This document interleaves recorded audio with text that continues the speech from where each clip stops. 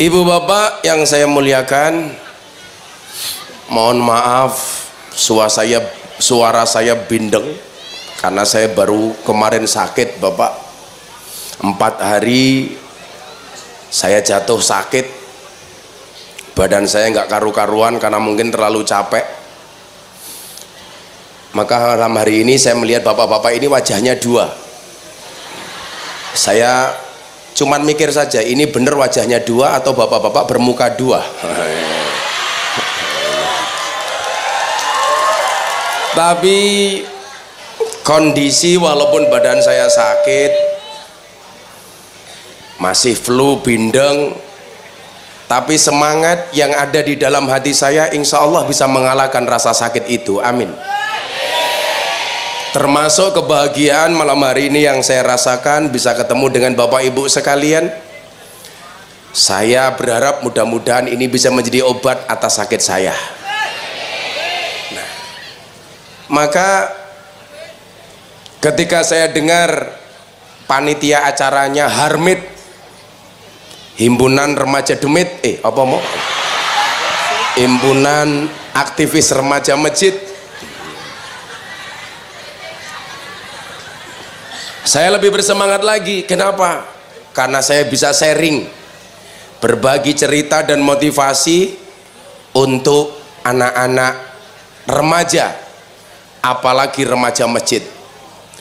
Dan saya lebih bersemangat lagi karena naik panggung Indonesia sudah unggul 1-0 atas Thailand. Oh, sudah 2? Serius loh? 6B. Udah, kalau seperti itu mari kita bubarkan pengajian dan kita nonton sepak bola saja. Bapak ibu yang saya muliakan, dunia medsos atau media sosial tentunya sudah tidak asing lagi dengan kita. Kalau kita berbicara medsos, kita bisa melihat dengan analisis SWOT. Artinya apa? Kita bisa melihat kelebihan dan kekurangannya. Saya pikir hari ini nggak mungkin anak-anak muda tidak punya apa itu Instagram. Tidak mungkin kiranya anak-anak tidak punya TikTok. Makanya kalau bapak-bapak seperti ini ya mungkin nggak punya TikTok lah, karena lucu, masa sudah tua masih goyang pargoy, kan nggak mungkin. Nah, bagaimana kemudian hari ini kita disuguhkan dengan satu fakta bahwa perkembangan informasi sangatlah cepat.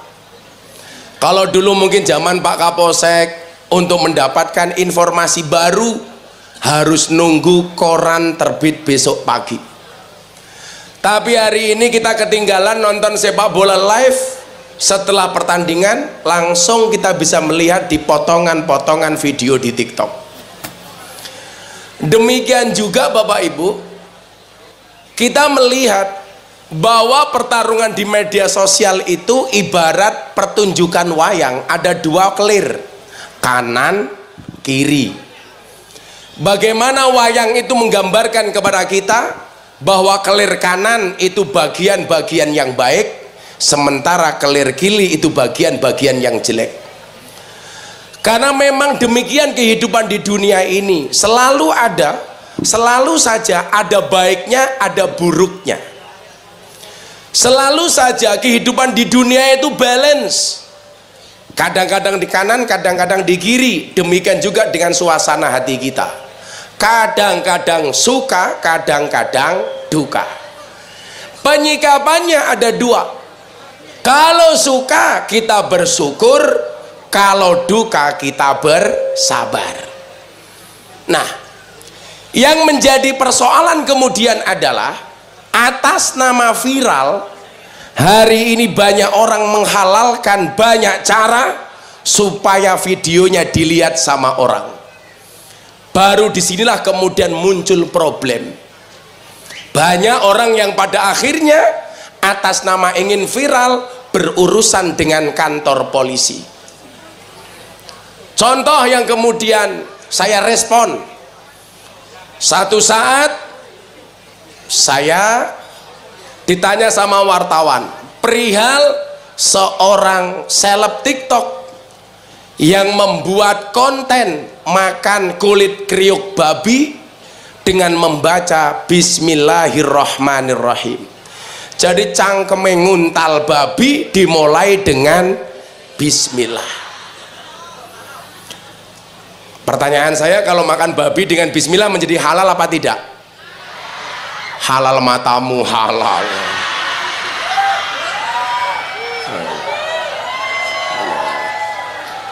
Nah, adik-adik sekalian, saya pengen nasihati anak-anak saya yang seusia saya ke bawah lah, supaya orang tua ini juga punya pelajaran bagaimana mendidik anak, Pak. Karena sekarang kondisinya menyuwun sewu, bapak-bapak, ibu-ibu, anak itu mohon maaf sekarang lebih betah di tempat nongkrong dibandingkan di rumah nongkrong sama bapak ibunya, betul? Nongkrong di warung kopi berjam-jam betah, Pak. Sementara di rumah ketemu orang tuanya 30 menit saja tidak betah. Jangan hanya salahkan anak. Evaluasinya apa? Coba dilihat. Padahal kalau kita bandingkan, apakah anak di rumah dilarang main HP? Oh, ternyata tidak. Jangankan anak, ibunya saja juga main HP. Kadang-kadang di kamar suami istri, suaminya chatting sama siapa, istrinya chatting sama siapa. Ada yang seperti itu, Bu? Sing lanang ndelok apa, sing wedok ndelok apa. Nah, jadi kalau alasan anak tidak betah di rumah gara-gara nggak boleh main HP, salah. Anak di rumah juga main HP, di kafe, tempat nongkrong juga main HP. Nah, anak di rumah ngegame, di luar juga ngegame sama. Kenapa anak lebih betah di luar rumah dibandingkan di dalam rumah? Kemungkinan pertama, satu, anak lebih didengarkan ketika bersama temannya dibandingkan bersama orang tuanya. Lah ning omah anak nggak dikasih kesempatan ngomong, sing ngomong bapak nih mbok nih terus-terusan. Anak menjadi bosen, kenapa? Karena seringkali yang diomongkan sama orang tua itu saja, dibolan baleni terus, betul? Anak bosen, Bu. Nasihat untuk jenengan yang usianya sudah 60 tahun sekarang dinasihatkan kepada anak-anak generasi Gen Z. Tentunya sudah tidak up to date. Mungkin baik bagi bapak ibunya, belum tentu baik bagi anaknya. Maka sebenarnya yang perlu belajar itu tidak hanya anak, tapi juga orang tua. Sama hari ini yang perlu belajar termasuk panitianya. Kenapa pengajian tidak ada kipas anginnya?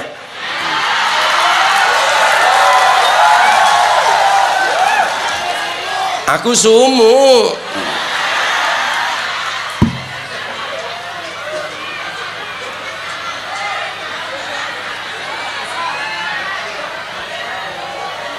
Woi panitia, kipas angin, Cuk.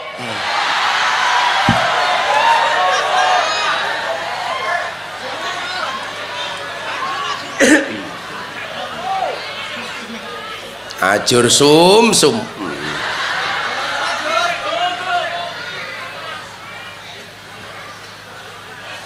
Saya ya tahu sih, gerobokan memang panas.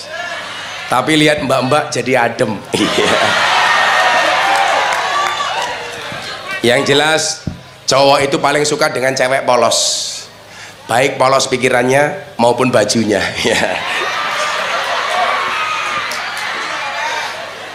Selebeu. Kipas anginnya rono, pengajian gelasnya cewilik. Kere.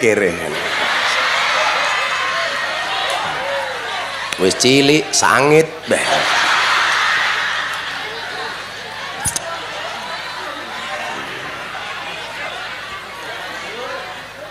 Saya tuh kalau ngaji harus ngopi, Pak. Kenapa harus ngopi? Karena hidup itu butuh inspirasi, bukan halusinasi. Kayak kemarin Ramadan di WA sama orang, Gus boleh nggak siang hari di bulan puasa kita berkumur-kumur pakai kopi? Ini bosok cangkeme aku. Akhirnya saya jawab, hendaknya bulan puasa di siang hari tidak berkumur-kumur dengan sesuatu yang memiliki rasa, apalagi rasa ingin memiliki. Oi, kipas angin.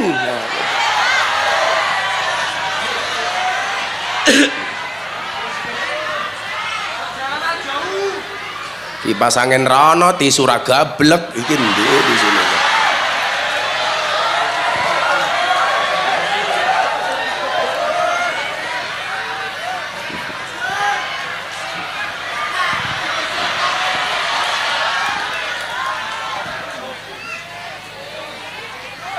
Minum kopi, makan gorengan tempe.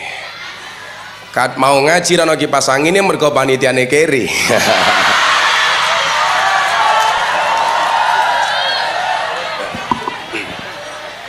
Sallu ala Nabi Muhammad. Nah, maka kemudian apa yang terjadi? Karena anak tidak betah di rumah dengan segala kebiasaan yang ada di rumah, anak mencari tempat nongkrong baru, ketemu dengan teman-teman se-circle-nya, mulai ketemu dengan teman-teman yang mungkin sehobi. Kalau hobinya di Harmed, bagus, himpunan remaja masjid. Tapi kadang-kadang apa? Yang menjadi problem adalah anak kita nongkrong di tempat yang salah, menemukan circle yang salah, tempat pergaulan yang salah.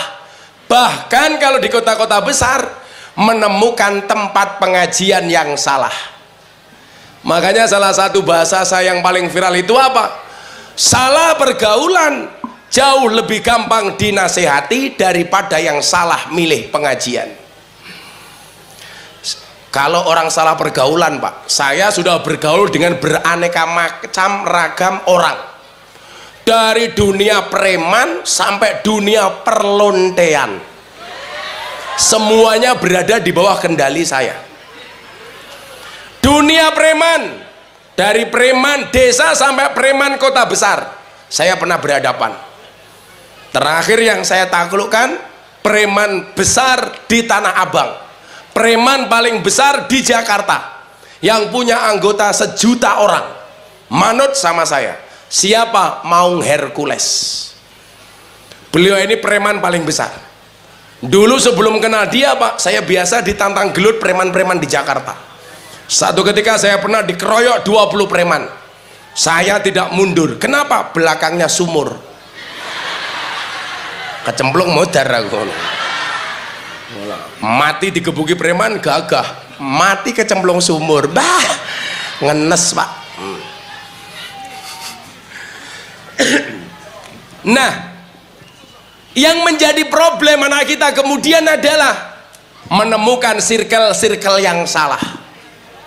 Circle yang salah umpamanya ketemu teman yang hobinya tawuran. Maka yang terjadi apa? Anak kita yang sebenarnya tidak tahu apa-apa akhirnya ikut-ikut tawuran. Dan ini sekarang banyak dan penyakit. Harusnya apa? Hobi itu disalurkan yang positif. Kenapa demikian? Karena dikatakan inna fiyadi subani amrol ummah, sesungguhnya di tangan pemudalah urusan umat. Buktinya apa? Kalau dulu Bung Karno mengatakan berikan kepadaku 10 pemuda maka akan aku guncang dunia, fakta menjawab 10 pemuda Indonesia mengalahkan Vietnam 3-2. 10 pemuda, kartu merah 1 Pratama Arhan.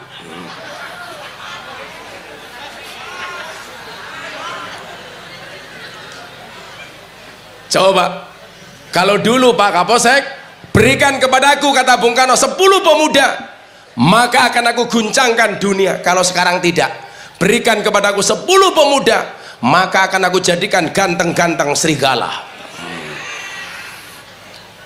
Nah, seharusnya apa? Anak kita arahkan kepada pergaulan yang baik. Karena survei membuktikan anak itu menjadi nakal bukan karena pendidikan orang tua yang salah. Gak ada pendidikan orang tua yang salah. Pasti nasihat orang tua itu baik. Bukan berangkat dari kurikulum pendidikan di sekolah yang jelek. Gak ada pendidikan yang jelek, semuanya baik.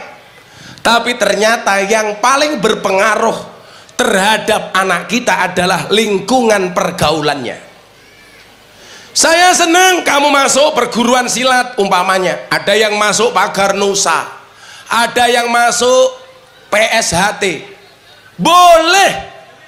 Tapi ingat, saya paling tidak suka dari dulu kalau ada tawuran antar perguruan silat. Saya dulu pernah latihan PSHT, tapi guru besar saya orang Pagar Nusa, Gus Maksum. Jadi saya kenal dengan Pagar Nusa, saya juga ikut dengan PSHT. Lucunya apa? Bagi saya orang belajar silat itu bukan untuk perang. Orang latihan silat itu bukan untuk menang-menangan. Pendekar itu bukan yang selalu menang di medan perang. Kamu ingat salah satu legenda kungfu dunia namanya Jet Li. Jet Li mengatakan apa? Sudah sekian banyak jurus yang saya miliki, tetapi ternyata jurus yang paling ampuh adalah senyuman di atas bibir saya.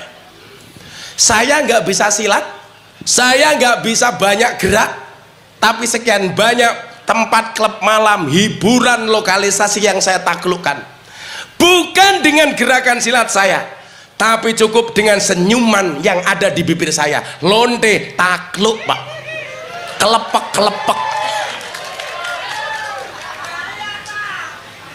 ora bahaya tah matamu kuwi. Aman cok, aman.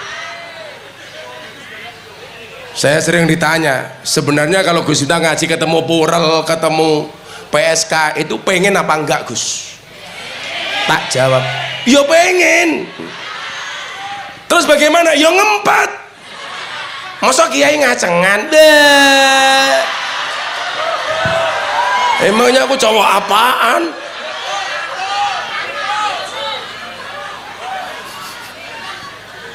Saya kalau cuma digoda Purel saya bisa tahan, tapi kalau digoda sumuk butuh kipas angin, itu aja. Kok suwe temen ya?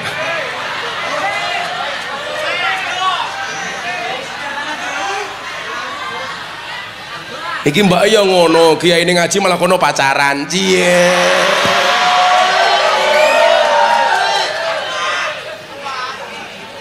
Tapi saya tahu mereka berdua itu seperti Indomaret dan Alfamaret. Maksudnya apa? Berdekatan sih, tapi nggak pernah jadian. Iya. Karena kayaknya antara mbaknya sama masnya beda pemikiran. Masnya mikir mbaknya, mbaknya mikir aku. Iya. Santai aja mas, kalau jodoh pasti bertemu. Di mana bertemunya? Di pelaminan. Sebagai apa? Sebagai tamu.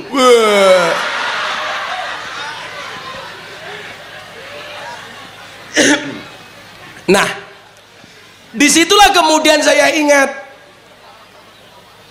almarhum man ahabba. Seseorang itu besok di hari kiamat akan dibersamakan dengan orang-orang yang dicintainya. Kemudian kita juga diingatkan, man tasabbaha biqaumin fahuwa minhum. Barang siapa menyerupai sebuah kaum, maka dia termasuk golongan kaum tersebut. Kamu anak baik-baik ngumpul sama anak pemabuk, secara otomatis walaupun kamu tidak mabuk, kamu akan disamakan dengan para pemabuk. Orang bilang begini, saya mau ikut-ikutan Gus Miftah bergaul dengan para pemabuk. Saya bergaul dengan pemabuk dari tahun 2000 sampai hari ini tahun 2023. Alhamdulillah, jangankan mabuk, ngerokok pun saya tidak. Saya tiap malam pak Dulu zaman saya belum banyak wirawiri, tiap malam membersamai para pemabuk. Sedikit pun saya tidak pernah bersentuhan dengan alkohol. Jangankan kok alkohol, ngerokok pun saya tidak. Mbak-mbak, saya mau tanya, kalau cari suami seneng yang ngerokok apa tidak? Tidak. Gus Miftah.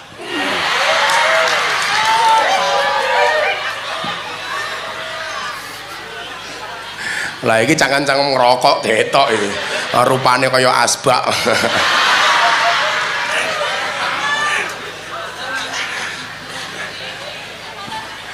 Tapi anak-anak Gerobokan hari ini sudah mulai mengurangi rokok dan mengurangi rokok temannya.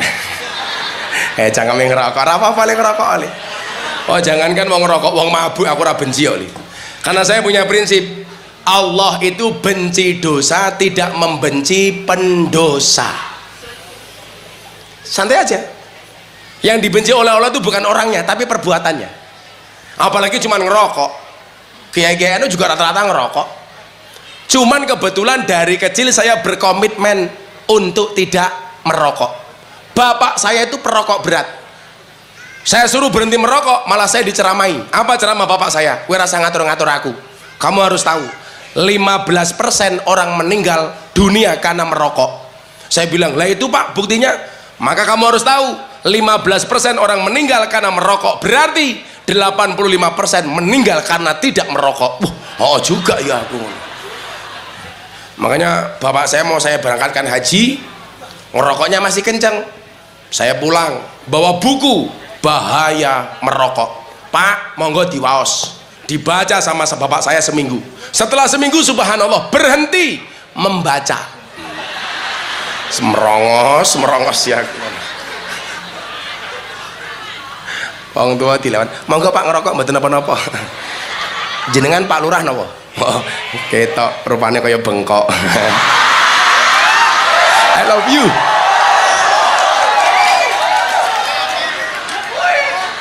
Pak Lurah wingi melu demo teng Jakarta mboten Pak Lurah? Demo Pak Lurah. Ngopo to Pak Lurah? Pak Lurah kurang gawean. Dadi lurah 6 tahun disyukuri, rasa minta perpanjangan 9 tahun.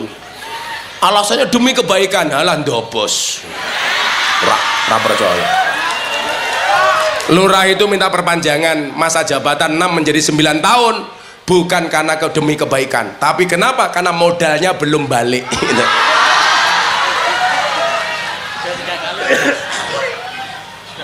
Sudah 3 kali 18 tahun wis badi dan wis muga-muga husnul khotimah jabatane ngono lho Pak. Pokoknya dadi lurah iki selamat asalkan uripmu ora kaya batik apa kakean pola. Sehat Pak Lurah ya. Wetenge aja gede-gede. Lah wong lanang ki wetenge gede biasanya lato-latone kisut.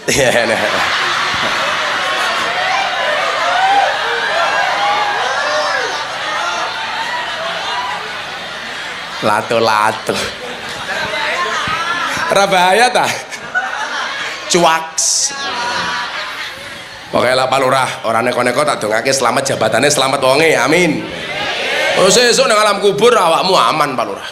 Sampai ono malaikat teko, "Hei Lurah, man robbuka?" Siapa Tuhanmu? Kamu jawab, kamu nanya.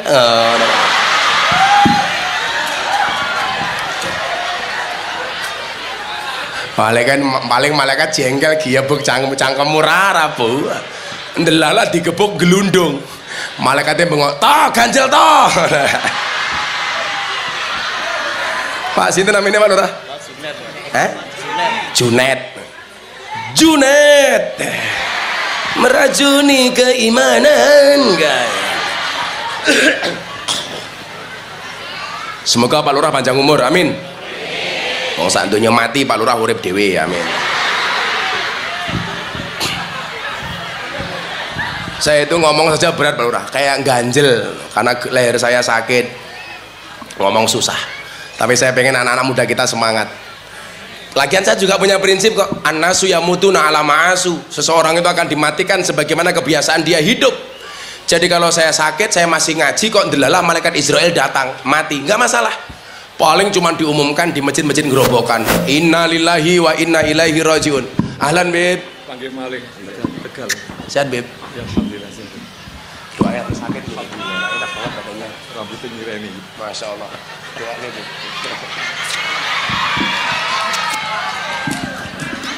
Afan ya Beb? Punggungnya tadi sakit banget Beb. Sehat nih, sehat. 4 hari sakit. Afan ya Beb? Habib di atas, jangan di sini Beb. Sana Beb, di atas aja Beb. Di atas Beb.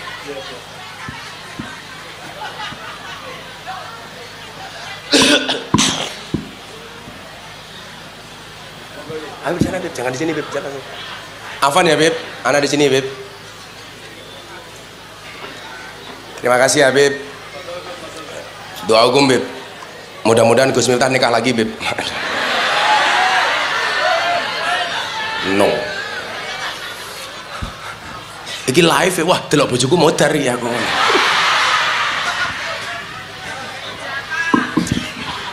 Ora bahaya tah. Tak kira suhu, ternyata cupu. Cuaks. Waduh, Indonesia kebobolan 2-1.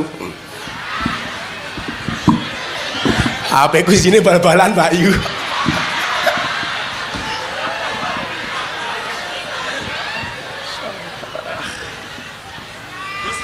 Oh dan Parti. Oke, alhamdulillah Pak Parti. Polisi telat. Ini Pak Parti. Oh ngawal. Terima kasih Pak Suparti. Shallu ala Nabi Muhammad. Walaupun sakit tadi saya bilang apa? An-nasu yamutuna ala ma'asu wa yub'asuna ala mamatu. Manusia itu akan dimatikan sebagaimana kebiasaan dia hidup. Jadi kalau kebiasaan saya ngaji, saya sakit tetap berangkat ya karena saya berharap kalau mati pas pengajian kan keren. Saya datang ke sini, Israel datang, paling diumumkan di masjid, Inna lillahi wa inna ilaihi rajiun. Telah meninggal dunia dengan tenang, Lurah Junet. Umpamanya kita baca.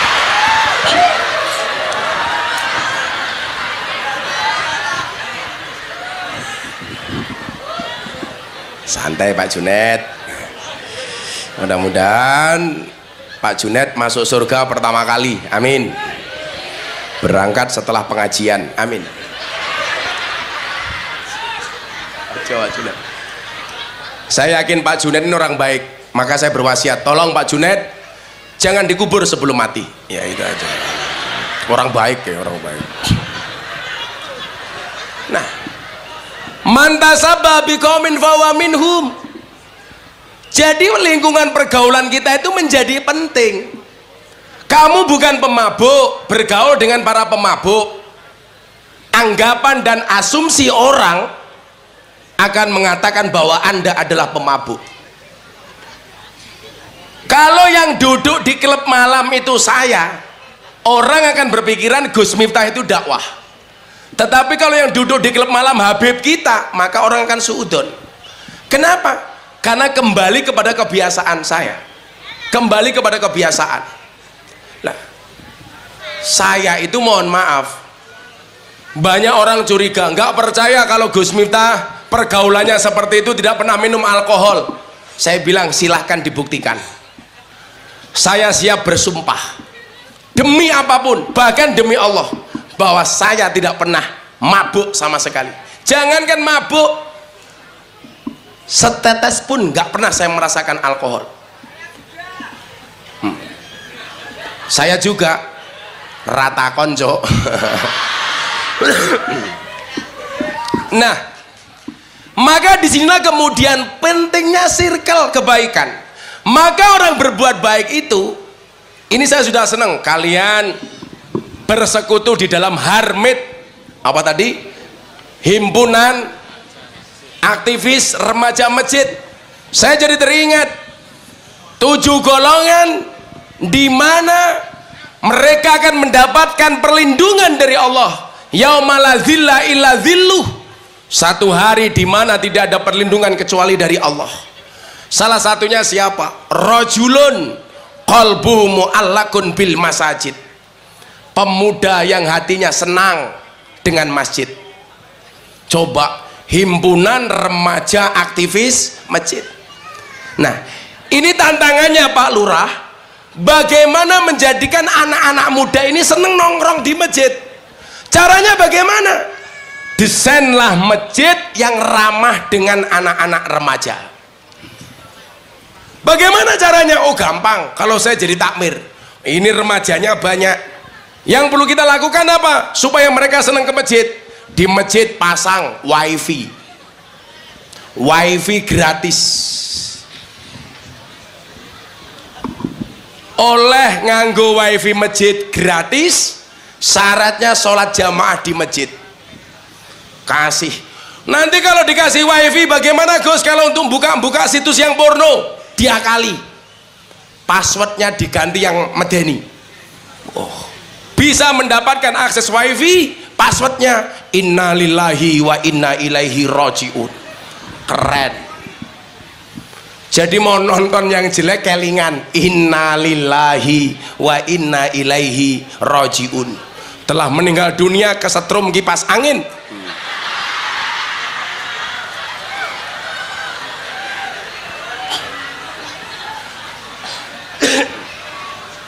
Saya itu melihat begini loh Pak Lurah dan Bapak Ibu, kita pengen menciptakan anak-anak cinta masjid. Kenapa Bu?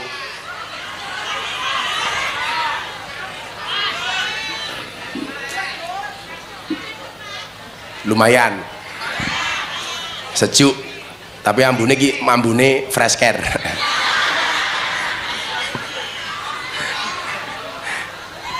Mas digawe menggok ndase ngiwanengen kaya wong tahlilan kaya curene terus masuk angin meneh kok aku sing wingi rong rampung.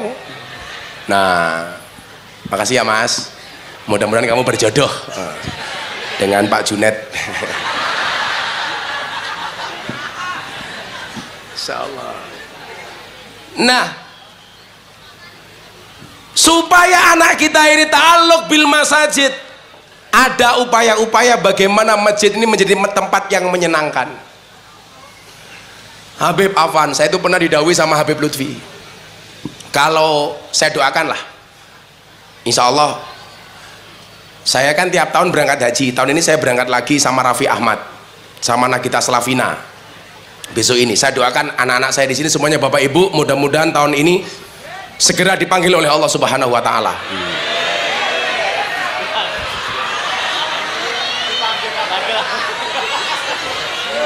Lawang rong rampung cangkamu wes amin bae. Segera dipanggil oleh Allah untuk ziarah Makkah Madinah. Saya didhawuhi begini Bib, kalau Anda besok masuk Raudhah itu mabaina baiti wa mimbari raudhatun min riyadil jannah, antara rumahnya Kanjeng Nabi sama mimbarnya Kanjeng Nabi, itu kan Raudhah. Kalau Habib Afan Bib mau ke makamnya Nabi antara Raudhah itu kan ada jarak sekitar setengah meter Bib, yang biasanya banyak askar itu loh Bib, berdiri jaga-jaga itu. Nah, guru-guru saya termasuk Habib Lutfi bilang, Le, kalau bisa kamu mencolot ke tempat itu, kamu sholat 2 rakaat. Jadi kalau ini Raudhah, ini makamnya Nabi, bainahuma itu ada jarak sekitar setengah meter, yang biasanya dijaga sama askar itu. Saya penasaran, apa fadilahnya Bah? Ternyata Bapak Ibu, disitulah dulu tempat para sahabat yang disebut dengan ahlus sufah, nunggu keluarnya Kanjeng Nabi dari dalam untuk belajar. Jadi dia nunggunya di situ para sahabat itu, supaya kamu dapat keberkahan ahli ilmu ketika belajar bersama Kanjeng Nabi. Mereka menunggu Kanjeng Nabi di emperan dalamnya Kanjeng Nabi, yang itu sekarang jarak antara rumah sama Raudhah. Saya pernah nekat Bib, polisi lengah sedikit, yang nunggu di situ askar namanya Pak Polisi. Saya lompat, polisi askarnya mau marah, saya langsung sholat Allahu Akbar. Menang polisi ini, Allahu Akbar. Dan polisi sana itu nggak bisa ditawar Pak Kapolsek, kecuali dengan sholat. Kalau cuman kita berdoa, apalagi kok kita ngasih uang, oh dikira nyuap, dikira nyogok. Itu polisi Arab. Kalau di gerobokan, oh tak ajar weh, tak ajar weh. Tilang dan saya kasih tahu Anda ya, dulu banyak kasus di Polri, indeksnya kepercayaan masyarakat kepada polisi itu menurun jauh.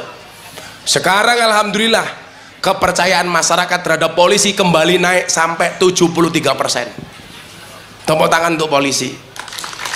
Yo biaya polisi ini penting cah. Saiki kamu bayangkan umpamanya gerobokan sebulan penuh tanpa polisi, apa yang terjadi kira-kira? Aman matamu aman. Oke perawan meteng goblok. Sing meteng iki sapa? Lah rupa-rupa codot iki lho deloken iki lho. Nah. Artinya apa? Dulu para sahabat tuh seneng nongkrong di masjid. Cangkeme malah minum.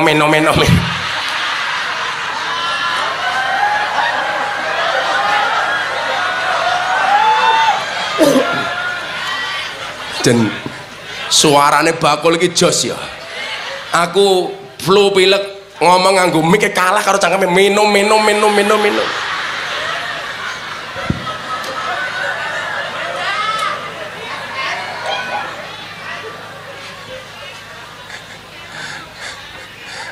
Tak kasih tahu mas, as-sarafu la bin nasabi, as-sarafu bil adabi la bin nasabi.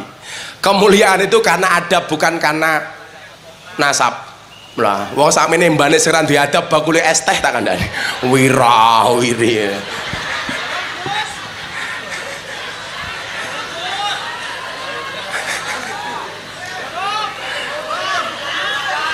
Persoalannya lah tak borong siji kaya yang Tegal beb, kabeh maju njaluk dituku. Malah jangan bareng guys. Wah, bentuk cukuranmu kaya kotak infak.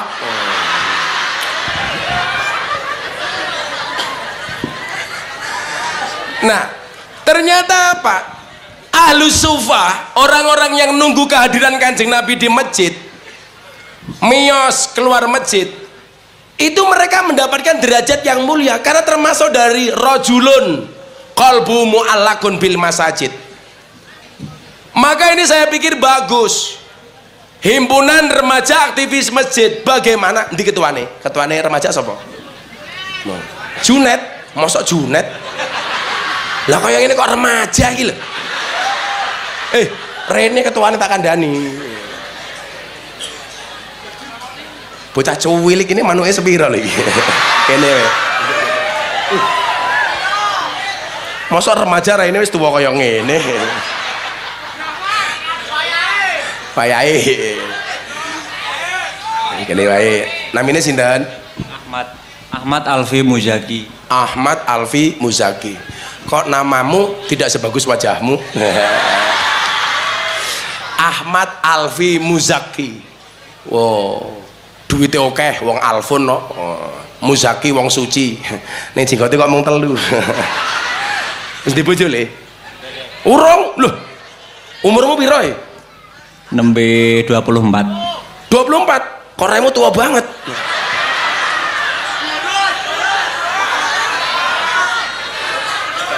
Semoga kamu berjodoh dengan MC-nya. Amin. Cie ngelirik cie.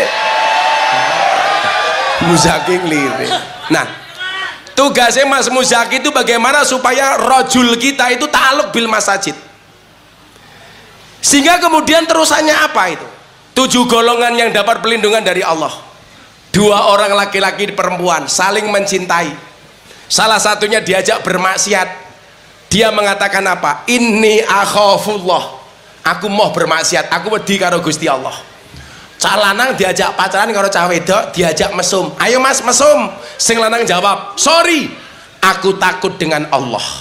Jajal bocah gerobokan. Diajak kok nolak, orang diajak mapan tak kandani, malah nyah. Ini karakter-karakter yang dirindukan oleh surga. Ayo, orang-orang yang dirindukan oleh surga. Bukankah kita diingatkan berulang kali, aradallah ang takuna mahbuban la muhibban. Allah menghendaki kamu untuk menjadi orang-orang yang tidak hanya mencintai, tapi orang-orang yang dicintai. Makanya kenapa kita hadirkan Habib? Ini orang-orang yang dicintai oleh umat. Maka pesan saya satu, di mana-mana ini saya sampaikan afwan wid. Saya malu hari ini ada perdebatan antara beberapa kiai dan beberapa habib soal habaib. Saya malu. Saya cukup menggunakan dalilnya Sayyid Abdullah Al-Haddad. Wa ala kafatil muslimin ayyataqidu hubbahum wa mawaddatahum wa yuwakiruhum wa yu'adimuhum bi ghairi israfin wala huluwin. Ini saya sampaikan kemarin di Halal bil Halal Akbar di Kanjus Sholawat Pekalongan sama Abah Lutfi. Saya malu hari ini ada orang bersengketa, adu domba, beda pendapat. Benar nggak Habib itu duriannya Kanjeng Nabi? Guru saya pesan, hendaklah kamu mengutamakan husnudzon, jangan suudzon. Kalau memang Habib keturunan Kanjeng Nabi, tes DNA. Ya Allah, saya khawatir nanti kalau Zaki ini tes DNA, jangan-jangan bukan Nabi Adam. Dinosaurus matamu. Jangan-jangan munculnya teori Darwin. Munyo gitu loh. Sikap kita kepada ahlul bait duriannya Kanjeng Nabi sebagaimana disampaikan Sayyid Abdullah Al-Haddad, ayat gitu hubbahum wa mawaddatahum. Ayo kita cintai, kita hormati. Bi ghairi israfin wala huluwin. Nggak usah berlebih-lebihan, nggak usah lebay, biasa-biasa saja, dengan tetap mencintainya, menghormatinya. Jangan membuat wacana yang justru memprovokasi kerukunan. Maka dulu tahun 2000 sekian Habib Lutfi mengatakan sama saya, nak, pengen menghancurkan Indonesia itu gampang. Caranya bagaimana? Dengan menghancurkan Nahdlatul Ulama. Pengen menghancurkan Nahdlatul Ulama itu bagaimana? Gampang. Dengan mengadu domba kiai dengan Habib, kiai dengan kiai, Habib dengan Habib, dibentur-benturkan. Itu sudah Habib Lutfi sampaikan sekian tahun yang lalu, dan ternyata terbukti hari ini di media sosial banyak orang berbeda pendapat antara habaib dengan kiai, meragukan duriahnya Nabi, mewacanakan tes DNA. Saya itu kalau buka seperti itu mohon maaf, nggak nyaman hati saya. Daripada saya melihat perdebatan apakah habaib itu benar duriannya Kanjeng Nabi, mbok sing adem-adem saja. Betul? Betul? Kalau memang gara-gara pemicunya Habib Bahar umpamanya, kita nggak suka dengan Habib Bahar, ya cukup dilokalisir di Habib Bahar. Jangan semua Habib disamaratakan. Afan ya Habib ya. Habib sendiri juga banyak yang nggak suka dengan kekasaran Habib Bahar. Tapi kita nggak usah ikut-ikutan. Kita itu nggak usah membanding-bandingkan Habib, nggak usah membanding-bandingkan kiai. Wong kita bukan Habib, kita bukan kiai. Saya itu loh tersinggung kalau dipanggil kiai. Nggak usah kamu panggil saya kiai, anggap saja saya prof, bukan profesor, provokator. Provokator kebaikan. Betul? Saya nggak bangga dipanggil kiai. Di Jogja itu gamelan dipanggil kiai. Gamelan yang paling terkenal ada dua, Kiai Guntur Madu sama Kiai Nogo Wilogo. Di Solo Kebo dipanggil kiai, namanya Kiai Slamet, saingannya Kiai Junet.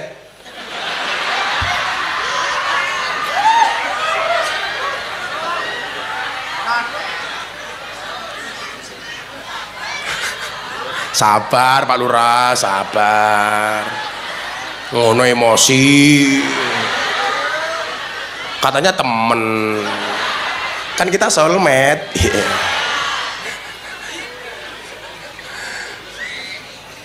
Ini bener-bener nggak nyaman saya itu. Tadi ada orang telepon saya, Gus, ini bagaimana? Setuju nggak? Habaib tes DNA. Saya bilang saya nggak setuju. Sudahlah. Ada konsekuensinya kok. Kalau dia bukan duriannya Kanjeng Nabi, ngaku duriannya Kanjeng Nabi, itu lebih besar dibandingkan orang ngaku-ngaku Gus. Kalau orang cuma ngaku-ngaku Gus li, alas karepmu lah, mbuh aku apa wedhus aku ora urusan. Maka sering saya sampaikan, kalau saya itu ngaku punya nasab besar, justru saya itu beban mental. karena saya belum bisa nyaingi kebesaran mbah-mbah saya malu. Memang Habib Lutfi mengatakan sama saya begini, saya juga tidak suka ada orang dengan bangga dan sombongnya, di dalam diri saya mengalir darah Rasulullah. Nggak boleh, nggak mungkin Habib kita mengatakan seperti itu. Justru tawaduk, biarkan orang yang menilai, bukan dengan kesombongan. Maka saya bilang, kalau memang nggak sukanya dengan Habib Bahar, cukup di situ dilokalisir, nggak usah menyentuh wilayah Habib lainnya. Setuju? Sing Habib berjuang untuk kita juga banyak kok. Kiai juga banyak kok. Sampai kemarin kita bahas di kamarnya Habib Lutfi itu, perihal seorang Habib muda yang mengatakan belajar kepada Habib satu yang goblok dan jahil itu lebih baik dibandingkan belajar dengan 70 kiai yang alim. Ini jatuhnya kan takabur. Padahal bagaimanapun Kanjeng Nabi mengatakan man akroma aliman faqad akromani, kata Nabi. Wa man akromani faqad akramallah, wa man akramallah wa maswahul jannah. Barang siapa memuliakan orang alim, kata Nabi, memuliakan aku Nabi. Barang siapa memuliakan aku, berarti dia memuliakan Allah, dan barang siapa memuliakan Allah, maka baginya adalah surga.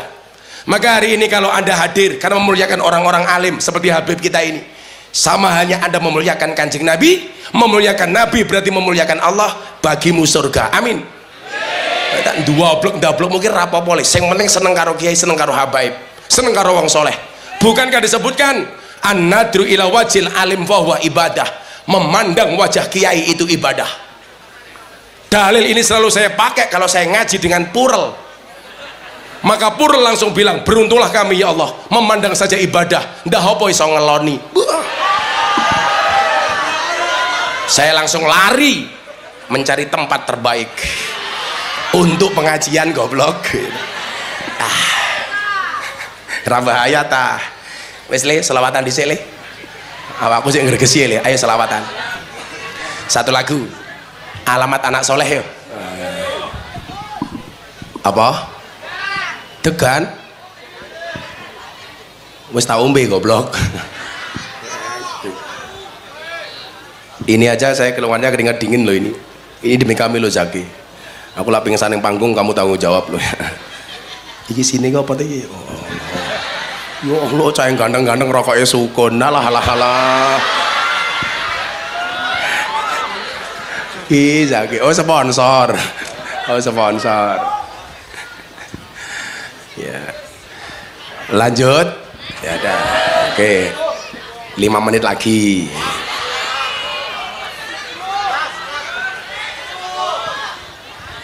Maka ibu-ibu harusnya apa? Sebagai orang tua, ayo kita support anak-anak kita ini benar-benar menjadi anak masjid.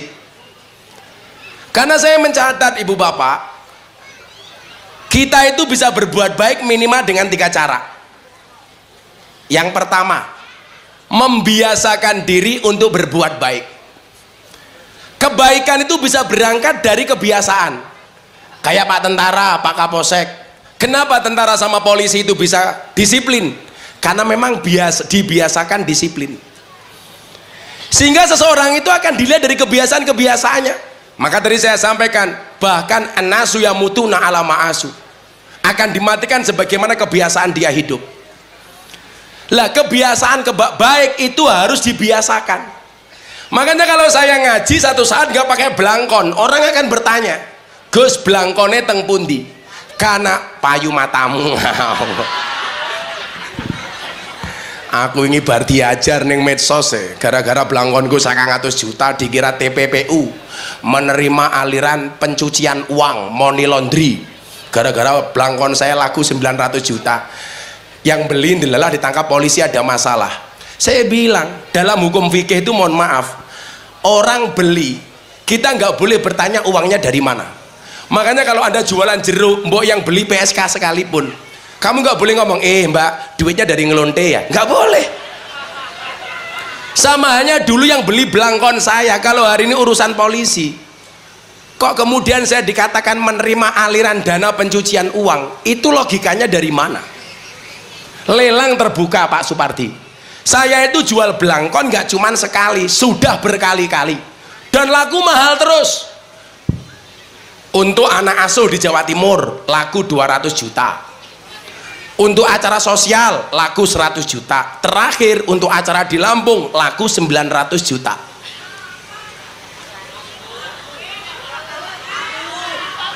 Eh? 50 apa? Jangankan blangkon, tadi rambut saya yang diberkahi sama Habib. Saya kemarin haji tahun 2022. Saya mau tahalul, saya potong ujungnya tok. Teman saya pengusaha dari Jakarta, Gus, dipotong semuanya saya beli. Kamu berani bayar berapa? 100.000 dolar. Itu sama dengan 1,5 miliar. Rambut dhuwur 1,5 miliar, apalagi kepalanya. Kok apalagi yang bawah, ngawur. Ini kemarin Beb mau dibeli sama pengusaha, Beb. Gus, dipotong. Saya bawa pulang ke Jakarta, saya beli 100.000 dolar. Sekarang begini loh, mahal atau murah itu tergantung seneng apa enggak, dan yang kedua punya uang apa enggak. Kok jangankan kamu beri 100.000 dolar, mbok tuku 1 juta pun kamu nggak mau. Kenapa? Mungkin kamu seneng tapi randuwe duit. Saya kan punya prinsip, kulla sayin idza kasura rakhusa illal adaba. Segala sesuatu itu yang jumlahnya banyak pasti murah kecuali adab. Makanya kalau Anda pengen mahal, satu, jadilah orang yang beradab, pasti harganya mahal. Kemudian yang kedua, jadilah yang sedikit. Kiai itu banyak, yang pakai blangkon jarang. Gus Miftah lumrah kalau blangkon saya mahal, dibeli oleh orang yang seneng. Karena barang itu kalau sedikit langka, kalau langka antik, kalau antik harganya mahal. Kiai itu banyak, yang ngurusi purel jarang. Siapa? Gus Miftah. Berarti Gus Miftah kiai? Kok kiai purel? Kiai larang. Kiai purel.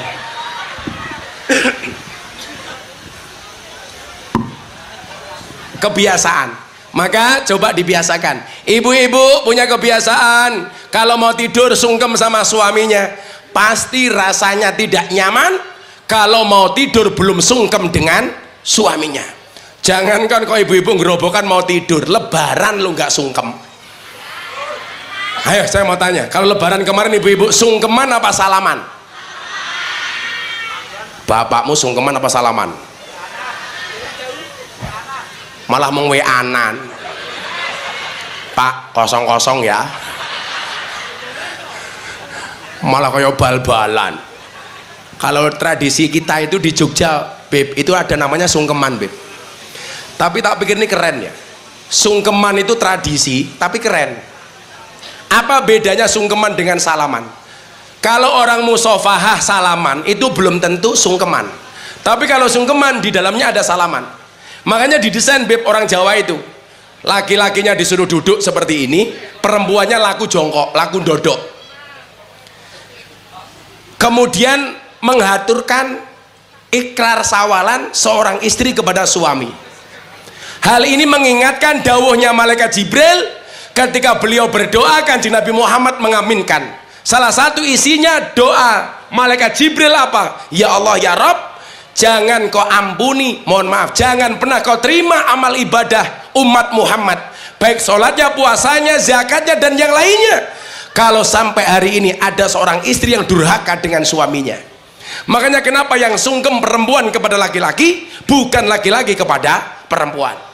Makanya Bu, yang belum sungkem mumpung masih sawal, tolong Anda sungkem. Suaminya suruh duduk, Anda matur yang bagus. Matur yang bagus, ada perintah Al-Quran, qaulun ma'rufun wa maghfiratun khairum min shadaqati yatba'uha ada. Ngomong yang baik dan penuh maaf itu lebih disukai oleh Allah dibandingkan sedekah yang diikuti dengan kata-kata yang menyakitkan. Maka suaminya suruh duduk, ibu-ibu sungkem. Dibiasakan. Bapak, kaulo ngaturaken sugeng ngriyadi. Mbok menawi kaulo gadah kelepatan sak kelima saking ucapan, sak langkah saking tindak tanduk kawulo, banyu sak cawuk lemas, sak caruk godhong, sak suwek kayu, sak coklek.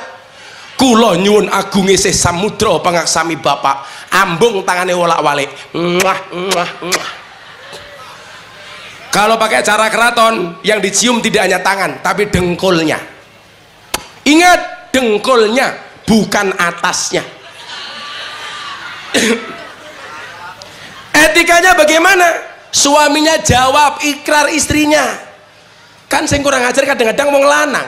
Sing wedok ngomongnya dawa bapak kawula ngaturaken sugeng riyadi mbok menawi kawula gadah kelapatan sak lima sange ucapan sak langkah sange tindak tanduk kawula banyu sak cawuk lemah sak ceruk godhong sak suwek kayu sak coklek kula nyuwun agungi sih samudra pangarsami. Sing lanang kadang-kadang jawabannya apa? Ya padha-padha. Apa kuwi?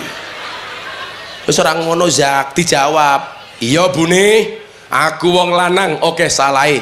Kowe wong wadon kudu gedhe pangapurane. Kaya dene cah cilik oke sangune, sing gedhe kapan rabine. Meledak. Tapi lah kowe ditakoni kapan kamu nikahnya, ya kamu nggak usah emosi. Kok mbahmu takon, "Le kapan kowe rabi?" Jawaban, "Lah kapan simbah mati?" Ngono. Wong jodoh karo ajal kuwi padha rahasiane Gusti Allah. Maka Zaki kamu saya doakan.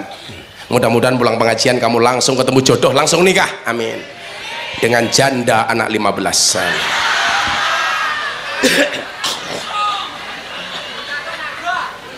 Santai aja Zak. Akan datang satu saat kamu akan dipertemukan dengan orang yang tepat, yang kedatangannya untuk menetap bukan karena nafsu sesaat. Iya. Selebeu. Cuak. Sallu ala Nabi Muhammad. 1. Membiasakan diri. 2. Mensuasanakan. Ayo lingkungan masyarakat kita buat lingkungan yang menyenangkan. Apa itu lingkungan yang baik? Lingkungan terbaik adalah masjid. Maka rumahmu jangan hanya difungsikan sebagai restoran hanya untuk makan tok. Jangan rumahmu difungsikan hanya seperti hotel hanya untuk tidur tok. Rumahmu jangan hanya difungsikan sebagai bioskop hanya untuk nonton TV tok. Tapi nawiru buyutakum biqiraatil Quran. Masuk rumah setel ke MP3 YouTube pengajian. Lah saiki wong-wong ora ya Pak Lurah. Mlebu rumah ruang tamu pasang kalender bank. BRI Mandiri BCA ketok yen utange akeh. Kudune kaya masjid Pak, pasang kaligrafi. Pasang gambar-gambar habaib ulama. Tapi saya ingatkan, kalau mau pasang kaligrafi, tolong kaligrafinya yang pas. Saya pernah masuk ruang tamu rumah orang, dikasih kaligrafi. Ya ayuhan nas, kulu wasrobu wala tusrifu. Wahai para manusia, makan dan minumlah tapi jangan banyak-banyak. Aku ndelok panganan cangkeme dadi pekewo. Masuk ruang kampung, halaman kampung, jalan-jalan di kampung dibuat menarik. Bila perlu dikasih Asmaul Husna di pinggir jalan. Giat anak Harmit buat kaligrafi Asmaul Husna pasang di tengah kampung. Sekarang masuk kampung tulisannya apa? Yang kencing di sini berarti anjing. Ya Allah. Suasananya nggak nyaman nih. Orang naik motor dikasih polisi tidur, atasnya masih ditulisi awas ngebut benjut. Jadi kita masuk kampung tuh nggak nyaman Beb. Kan kasihan polisi tidur. Saya tuh mau tanya sejarah polisi tidur ki apa no? Itu polisi yang paling mesake sak donya. Ditabrak orang lawan, kudanan orang ngiyup, orang tahu njaluk gaji. Pertanyaan saya, kalau polisinya tidur polisi wanita polwan, lah meteng kepiye? Ayo kowe. Masuk rumah kadang-kadang tulisi Beb apa? Awas anjing galak. Menakutkan gitu loh. Awas anjing galak. Assalamualaikum. Waalaikumsalam. Sing metu Zaki. Oh iki to asune umpamane. Masuk rumah tulisi kaligrafi yang indah. Udkhuluha bisalamin aminin. Masuklah ke dalamnya dengan penuh rasa damai dan kenyamanan. Enak beleng. Disuasanakan. Ayo le, suasananya sama coba. Kenapa NO itu mentradisikan pakai sarung? Karena kalau kamu kumpul-kumpul menggunakan sarung, baju koko, pakai kopiah kayak Zaki, itu bisa memproteksi diri dari kemaksiatan. Makanya saya nggak pernah melihat anak muda kok mabuk pakai peci. Neng lampu merah, neng perapatan dalan. Ayo bro, mabuk dimulai dengan Bismillahirrahmanirrahim. mau minum ayo Allahumma barik lana, matamu nggak ada. Jadi kenapa atribut kayak beliau-beliaunya itu pakai pakaian jubah? Itu dalam rangka memproteksi diri dari kemaksiatan. Makanya dibiasakan dengan pakaian-pakaian takwa, walibasu takwa. Tujuannya itu. Ayo kamu nggak pakai kopiah ya apa boleh. Sing penting hatimu kudu ta'alluq bil masajid. Kemudian yang terakhir adalah untuk berbuat baik dibutuhkan walijah. Apa itu walijah? Tempat bertanya. Maka Al-Quran memerintahkan fas'alu ahla dzikri in kuntum la ta'lamun. Maka bertanyalah kepada ahli dzikir kalau kamu tidak mengetahui sebuah persoalan. Takon karo Pak Lurah, takon karo Pak Kiai, takon dengan habaib. Insya Allah hidup kita akan selamat dunia dan akhirat. Amin Allahumma amin. Sudah jam 11:30. Seseorang pada akhirnya ditakdir oleh Allah masuk surga itu bukan karena banyaknya amal, bukan karena amalnya yang banyak, tetapi semata-mata karena rahmatnya Allah. Maka apapun posisinya, apapun profesinya, jadikan profesimu sebagai wasilah untuk mendapatkan rahmatnya Allah. Jadi camat, bagaimana dengan jabatan camatnya mendapatkan rahmatnya Allah? Jadi kapolsek, bagaimana jadi polisi mampu mendatangkan rahmatnya Allah? Banser mendatangkan rahmatnya Allah. Ada pemuda Pancasila mendatangkan rahmatnya Allah. Hansip mendatangkan rahmatnya Allah. Nah, itulah kenapa kemudian dalam surat Ali Imran itu Allah mengatakan wallahu yuhibbul muhsinin. Kenapa Allah mencintai orang yang baik? Karena inna rahmatallah qaribum minal muhsinin. Rahmatnya Allah itu dekat dengan orang baik. Maka apapun Anda, tolong jadilah baik. Jadi lurah, lurah yang baik. Apa ciri-ciri lurah yang baik? Tidak ikut demo ke Jakarta. Mana Pak Lurahnya? Oh, kamu kemarin demo apa enggak? Ah, demo. Alasannya solidaritas. Enggak usah demo, Pak Lurah mau ngapain? Minta jabatan 9 tahun. Disyukuri saja 5 tahun, alhamdulillah. Alasan minta perpanjangan 9 tahun supaya apa? Menghindari konflik warga. Kalau menghindari konflik gak usah demo Pak Lurah, cukup pengajian ngundang Gus Miftah. Saya tahu kenapa Pak Lurah minta perpanjangan 9 tahun. Bukan apapun soalnya. Apa alasannya? Karena modalnya belum balik. Jadi lurah, lurah yang baik. Jadi polisi, polisi yang baik. Siapa itu polisi yang baik? Sederhana saja. Polisi yang baik adalah polisi yang tidak nembak anak buahnya. Itu saja. Siapa camat yang baik? Yang mengayomi warganya. Maka kemudian kita diingatkan oleh sabda Nabi, ahabbun nasi ilallahi anfa'uhum linnas. Manusia yang paling dicintai oleh Allah adalah manusia yang paling banyak manfaatnya. Pak polisi dengan seragamnya harus manfaat, betul? Nggak usah banyak mengeluh. Maka kadang-kadang saya heran, ada anggota polisi, Gus, saya TNI, saya Polri, gaji saya kecil. Mbok coba kamu lihat Banser, nggak ada gajinya, nggak pernah mengeluh. Jadi pemuda Pancasila juga nggak ada gajinya. Coba Anda lihat, kalau kamu sudah punya pangkat jabatan, punya gaji, masih mengeluh, malu sama Banser. Banser nggak punya pangkat, nggak punya gaji. Coba mau pakai seragam Banser harus diklat. Seragam beli sendiri, betul? Berangkat pengajian pertama sendiri, nata jamaahnya, ngawal kiainya, salah-salah dikeplak sama komandannya. Panitia lupa rokoknya. Tapi mereka ikhlas, sabar. Coba kalau dinalar, Banser nggak punya gaji, tapi mohon maaf bisa nikah, yo meteng. Anaknya 4 bisa sekolah semua, Menunjukkan apa? Bahwa nilai manfaat itu akan memberikan kebaikan.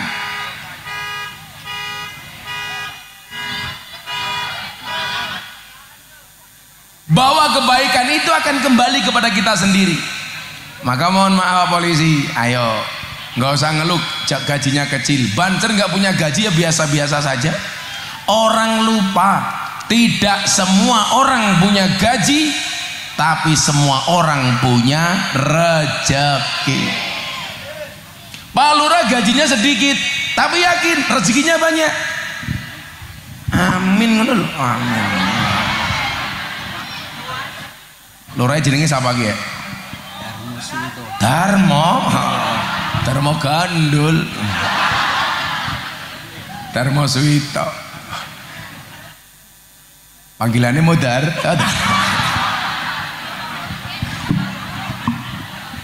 Aku seneng model lurah kayak ngene iki apik iki. Keren ya, rambutnya gaul, manuknya gede.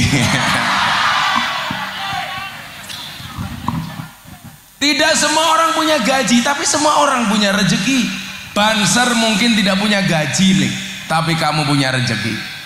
Makanya kalau saya sering guyon tuh Pak Kapolsek, hebat mana polisi, tentara sama Banser. Oh Banser, kenapa banyak polisi dan tentara SK-nya masuk bank untuk hutang? Banser nggak ada yang masukkan SK-nya ke bank untuk hutang. Bukan karena mereka hebat, mergo SK-nya rapayu. Inna rahmatullah qaribum minal muhsinin. Rahmatnya Allah itu dekat dengan orang baik. Maka apapun yang baik itu disukai oleh Allah, apapun. Amin. Ibu juga gitu, jadi istri baik disukai sama suaminya, betul? Bagaimana cara menjadi istri yang baik? Gampang, menjaga senyum di wajahnya. Banyak suami yang minggat. Kenapa? Karena istrinya merengutan. Betul Bu? Ada orangnya? Ada. Ciri-cirinya jilbabnya pink.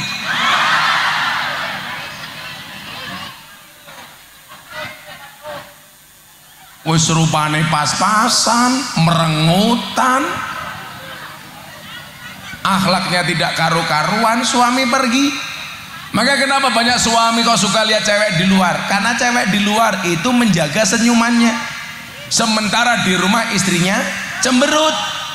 Maka laki-laki yang normal lebih milih yang senyum daripada yang cemberut.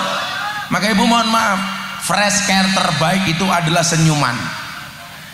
Ketemu suami senyum. Parahnya apa? Ketemu suami sendiri cemberut, ketemu suami orang lain. Itu kalau di Jogja. Kalau di Pemalang insya Allah lebih parah. Maka tadi disampaikan sama Nabi, ahabun nasi ilallahi anfa'uhum linnas. Ciri orang baik itu Pak Lurah, orang yang akhirnya dicintai oleh Allah. Siapa?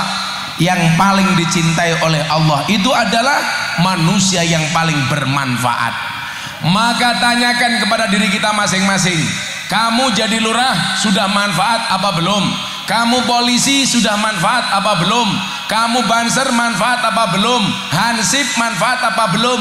Pemuda Pancasila manfaat apa belum? Manfaat yang kita berikan sesuai profesi kita masing-masing.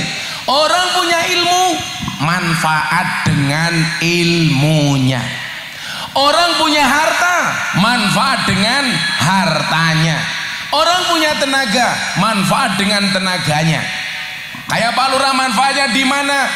Pada kemanfaatan yang diberikan kepada rakyatnya. Contoh, ketika ada BLT, bagi sesuai dengan peruntukannya, itu manfaat.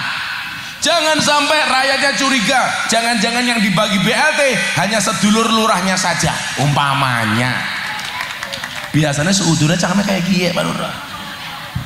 Alah Darmo, paling yang dibagi mau dulure dewek, cangkem bosok.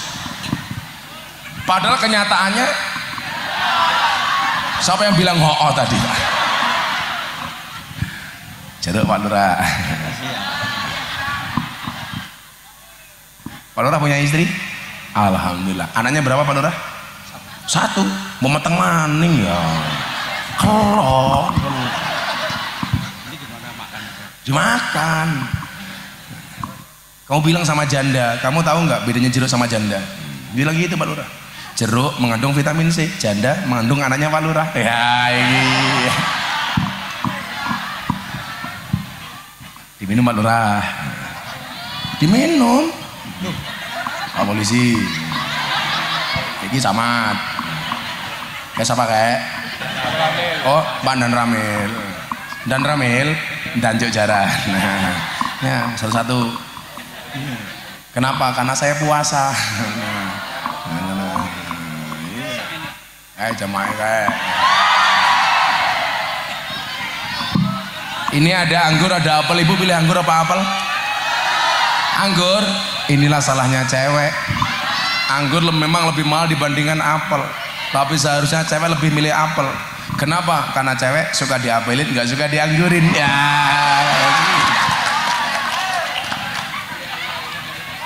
Ya. Insyaallah. Mau degan? Ya uncalke kena ndase ya. Dimakan Pak Lurah. Entek cepet temen ya cangkeme.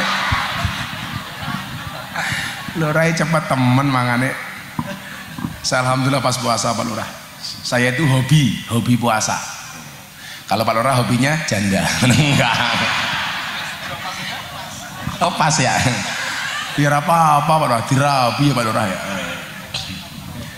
Hidup ini memang indah Pak Lurah bila disertai dengan janda dan tawa. Oh canda ya. Shallu ala Nabi Muhammad. Maka jadilah manusia terbaik yang dicintai oleh Allah dengan memberikan manfaatnya. Pejabat yang manfaat dengan jabatannya, yang punya harta manfaat dengan hartanya. Maka Nabi Muhammad mengatakan kan sederhana, mangkana lau ilmun, barang siapa punya ilmu, falyatasaddaq bi ilmihi, sedekahlah dengan ilmunya. Apa bahasanya? Mulang. Wa mangkana lahu malun, yang punya harta, falyatasaddaq bi malihi, sedekah dengan hartanya, nyumbang. Wa mangkana lahu quwwatun, yang punya tenaga, falyatasaddaq bi quwwatihi, sedekahlah dengan tenaganya, rewang. Maka kalau ada pengajian halal bil halal seperti ini sederhana, yang punya ilmu mulang, yang punya harta nyumbang, yang punya tenaga rewang. Jangan jadi yang keempat, ora mulang, ora nyumbang, ora rewang, cangkeme cerewet. Ada yang seperti itu? Siapa? Darmo.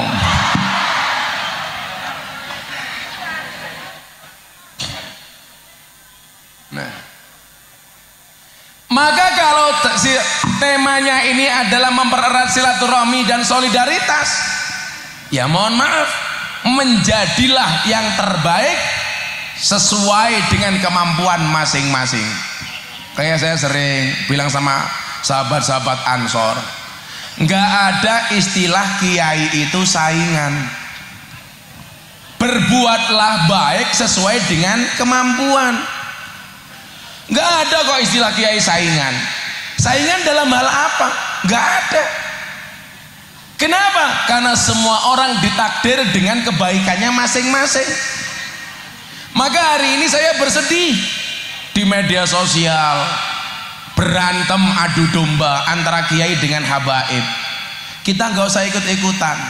Kita berhusnudzon saja. Saya yakin ahlul bait duriyahnya Kanjeng Nabi itu ada.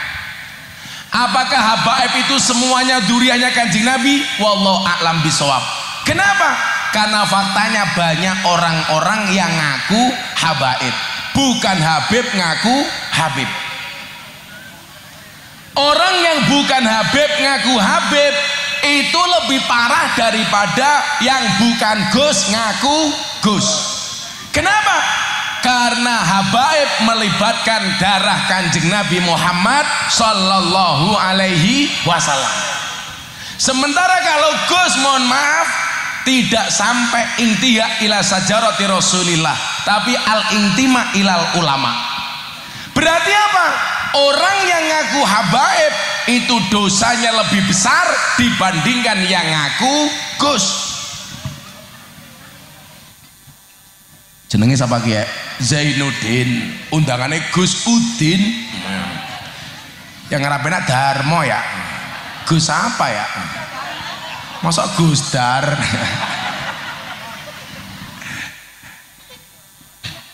Bu, persoalan habaib, bagaimana cara kita menghormatinya? Kita lihat pendapat Sayyid Abdullah Al-Haddad. Apa kata beliau? Wa ala kafatil muslimin ayya'taqidu hubbahum wa mawaddatahum wa ayyu'adimuhum wa ayyuwakiruhum bi ghairi huluwin wala sarafin. Hendaklah setiap orang Islam mencintai dzurriyyah Nabi, menghormati dzurriyyah Nabi, memuliakan dzurriyyah Nabi dengan catatan apa? Tidak berlebih-lebihan, tidak melampaui batas. Bahwa mereka harus dihormati, iya. Siapa? Dzurriyyahnya Kanjeng Nabi. Yang menjadi perdebatan adalah apakah habaib di Indonesia itu semuanya dzurriyyahnya Kanjeng Nabi? Jawabannya wallahu a'lam bishawab. Tapi mohon maaf, bagi orang yang mengatakan kalau ngaku habaib tes DNA, silahkan ngomong sama orang lain seperti itu. Kemarin di Kanjus Sholawat halal bil halal akbar bersama Habib Lutfi, saya bilang, tapi kalau orang yang mengatakan tes DNA ditujukan kepada Habib Lutfi, tak gebuk cangkemnya. Kalau itu sudah mutawatir bahwa beliau dzurriyyahnya Kanjeng Nabi. Kalau dicurigai itu umpamane wong rupane kayak Darmo ngaku Habib. Ya Pak Darmo ya, wong rupa Jawa kayak kiye. Tapi Pak Darmo nggak usah kecil hati. Lebih hebat mana Jawa sama Arab? Jawa. Buktinya apa? Banyak orang Jawa namanya Arab, nggak ada orang Arab namanya Jawa. Orang Jawa namanya Zainuddin, Zain Adin, Arab. Pak Camat jenenge siapa? Jawa Mujianto. Oh ini yang viral di TikTok. Toh ganjel toh. Ini orangnya. Pandan namanya jenenge siapa? Suprapto Jawa Maning. Siapa jeneng Arab ya? Darmo Jawa. Kayak siapa arane? Rozikin Arab. Khosiin Arab.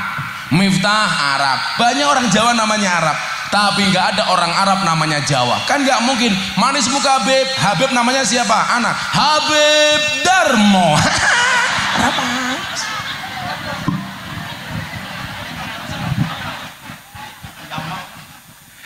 Kiamat ya. Masa Habib Darmo gandul ya apa?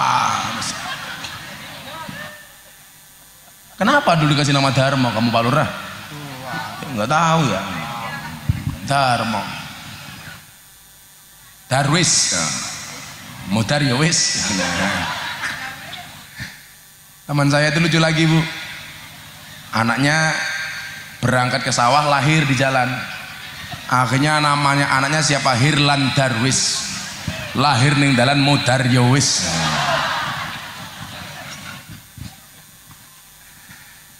Maka Bapak Ibu rahimakumullah, yang terbaik kemudian apa? Yang dicintai oleh Allah, yang paling banyak manfaatnya. Ayo supaya nggak panas, kita selawatan dulu yuk. Hatinya. Minta lagu apa? Joko Tingkir. Apa? Mangkupurel matamu mangkupur. Stasiun balapan. Ning stasiun balapan Kota Solo sing dadi kenangan kowe kaya asu kayak lagi nih. Oh iki haturnya namanya apa? Apa? Ahbabul Muqarrabin. Besok saya masuk surga dikawal sama hatroh Ahbabul Muqarrabin. Tapi ya itu di surga saya kelon sama bidadari, kamu hadroan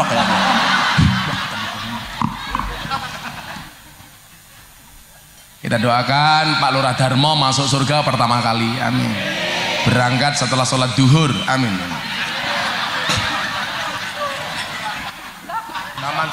Taman Sari ngundang Gus Miftah, Pak Lurah lumayan gagah,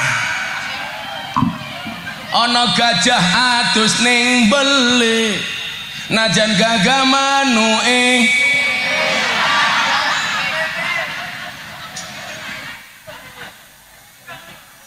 Oh, saya baru dapat WA dari Kapolda Metro Jaya, Bang Karyoto.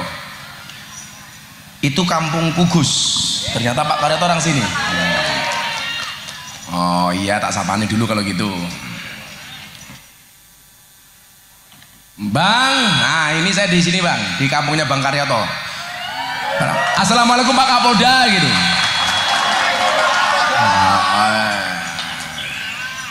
Saya Bang tak mikir Bang, pengen krungu wargamu Bang. Ya, Bang, siapa Bang warganya Bang? Assalamualaikum warahmatullahi wabarakatuh.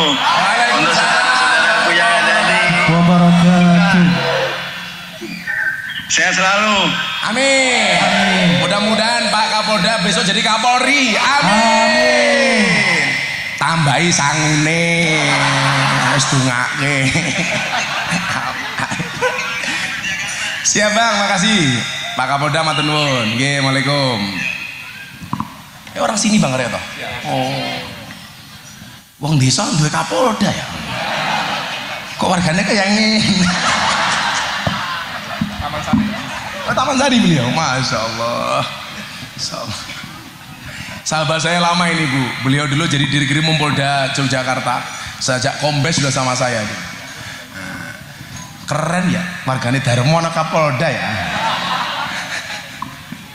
Tiga. Siapa? Karyoto. Pak Mulyatno. Dulu Kapolda. Ah, terus? Pak Suyanto. Suyanto itu jenis juga? Brigjen itu? Oh, Masya Allah. Darmo pangkatnya apa?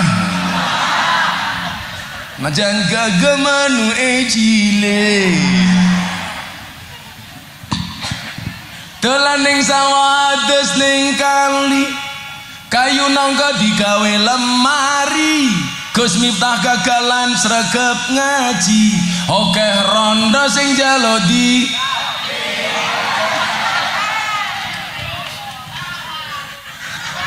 ora wani matane ora sudi.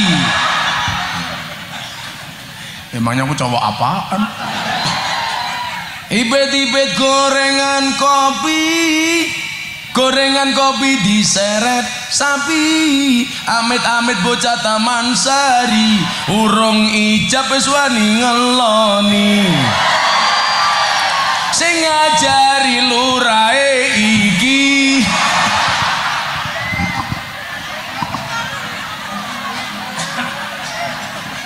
Jenenge Pak Lurah matane.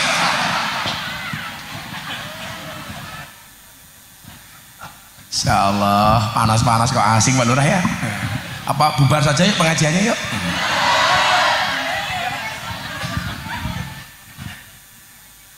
Shallu ala Nabi Muhammad. Nah, lanjut.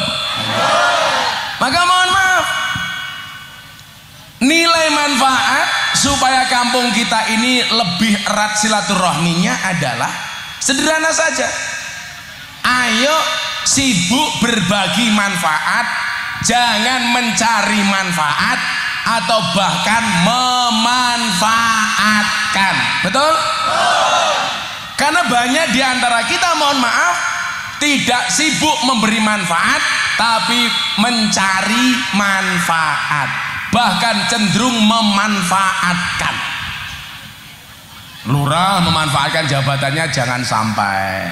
Bahwa jadi lurah itu amanah. Besok Pak Lurah Darmo masuk surga karena manfaat yang diberikan sebagai seorang lurah. Nah, kayak Bang Karyoto, saya itu sama beliau sejak Kombes. Dari dulu orangnya begitu, agamanya bagus, berpikirnya positif, jadi direktur penindakan KPK, sekarang jadi Kapolda Metro Jaya. Kenapa? Allah jaga. Kenapa? Karena orang baik. Makanya Pak Zainuddin kalau pengen baik, pengen dijaga oleh Allah, jadi yang baik. Ono panitia pengajian ya nyumbang rata kotok.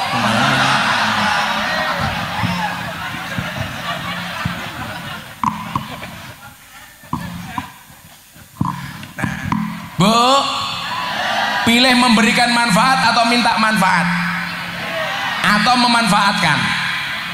Sekarang banyak orang modusnya baik tapi sukanya memanfaatkan. Naudzubillahi min dalik. Sibuk memberi manfaat bukan mencari manfaat. Makanya kalau datang pengajian jangan bertanya sesuk sugane apa, tapi saya bisa nyumbang apa. Bukan mencari atau dapat apa, tapi bisa memberi apa. Bu, bagus memberi apa menerima? Memberi. Tapi Anda lebih suka menerima atau memberi? Menerima. Bagus nyumbang apa disumbang? Nyumbang. Anda pilih nyumbang apa disumbang? Disumbang. Bagus neraktir apa ditraktir? Neraktir. Tapi Anda pilih ditraktir. Tangan di atas sama tangan di bawah bagus mana? Di atas. Ibu-ibu lebih suka di atas atau di bawah? Kok ngisor dhuwur ya? Darmo di atas apa di bawah? Atas. Di atas. Ayo coba pengajian meriah. Kecempet. Mana mau kecepet? Lah, iki bancar keprimen ya. Pengajian ngasih manfaat, ada kotak infak, masukkan yang besar, bukan yang kecil. Kalau dompetmu ada yang besar, ada yang kecil, yang dimasukkan yang besar apa yang kecil? 100.000 sama 1.000, yang dimasukkan 100 apa 1.000?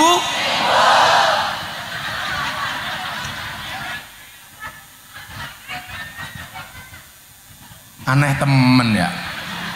Nonton kunyuk sangune 100.000. Pengajian deleng kiai infake 1.000. Larang kiai apa kunyuk? Kunyuk. Anda lebih menghargai kiai apa kunyuk?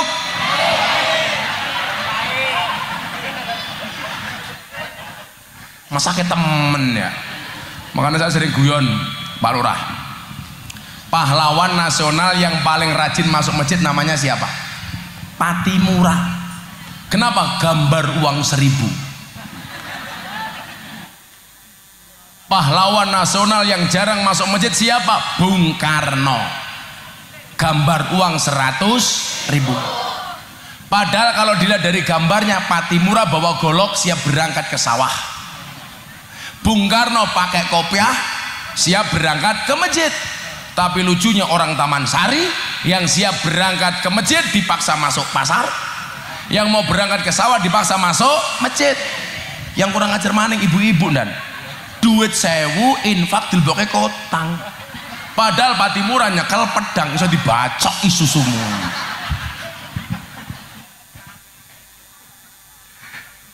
Jadi salah satu menjaga solidaritas itu Pak Lurah gampang, sibuk memberi manfaat. Makanya bener, saya senang di mana-mana pemuda Pancasila gabung sama Banser ikut pengajian gitu leh. Mudah-mudahan Banser pemuda Pancasila senantiasa kompak dan akur, amin. Ya mau beda seragamnya tok, asasnya harus sama, apa? Manfaat. Apalagi Banser pengawal ulama, besok Gus Miftah masuk surga dikawal oleh Banser. Tapi ya itu kan Banser tugasnya survei lokasi. Jadi sebelum kiai masuk surga, surga disurvei sama Banser. Begitu surganya siap, kiainya masuk, Bansernya keluar lagi. Nyusul Darmo neng neraka kayak gini. Nah, makanya coba temanya apa? Pererat tali silaturahim. Silaturahmi itu akan baik manakala kita memberi manfaat, bukan minta manfaat. Maka orang yang silaturahmi, mohon maaf, pahalanya besar. Sampai ada ancaman, la yadkhuluna jannata qati'un, tidak akan masuk surga orang-orang yang memutuskan tali silaturahmi. Bu, silah itu artinya nyambung, rohmi itu artinya kasih sayang. Anda datang ke sini niatnya silaturahmi, berarti nyambung rasa cinta dan kasih sayang. Orang yang datang dengan cinta dan kasih sayang, apa kata Nabi? 1, dipanjangkan umurnya. 2, dimudahkan rezekinya. 3 sehat badannya, 4 bahagia hatinya, 5 lunas hutangnya. Bagaimana caranya? Dibayar, termasuk utang janji pemimpin kepada rakyatnya. Kamu dulu janji apa? Darmo harus kamu tunaikan, karena kalau tidak besok di akhirat Darmo akan didemo oleh rakyatnya. Darmo, kowe mbiyen janji apa Darmo? Jabatan keberapa ini Pak Darmo? Oh baru 2 tahun. Kita doakan Pak Darmo panjang umur, orang sedunia mati Darmo hidup sendiri, supaya hidup sendiri tak kasih anggur dimakan ya. Gayane orang enak temen ya, matane gayane temen dimakan Pak Darmo. Itu anggur panjang umur dimakan. Kaos kakine ambune ya Allah.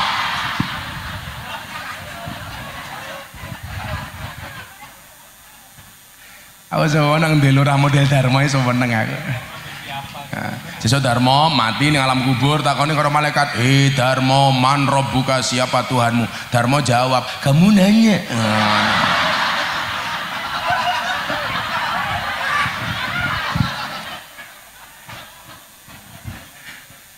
Lagi gebuk malaikat cangkemmu mau digebuk gelundung, langsung malaikatnya bengoki Pak Camat, toh ganjel toh kayak gitu.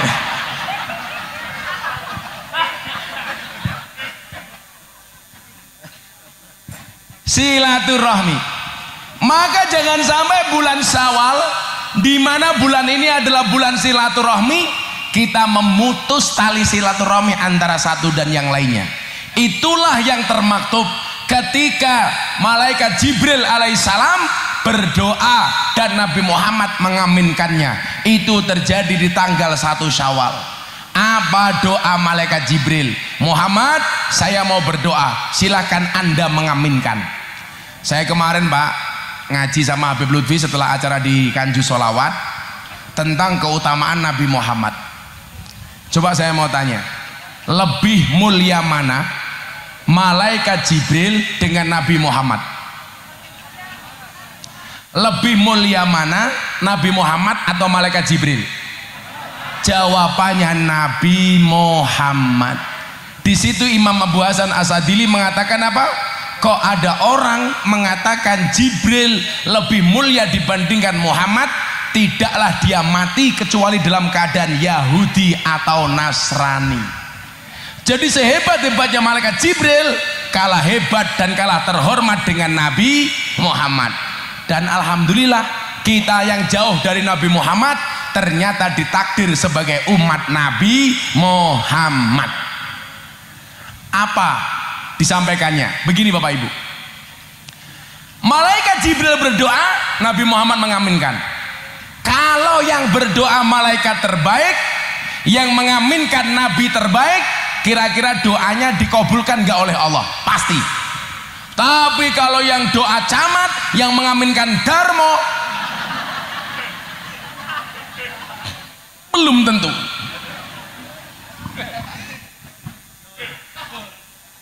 Sing donga camat, ya Allah yang nyuwun janda. Darmo, amin ya Allah.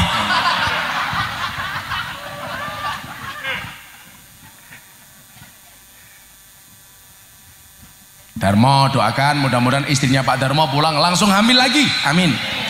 Kembar 15, amin.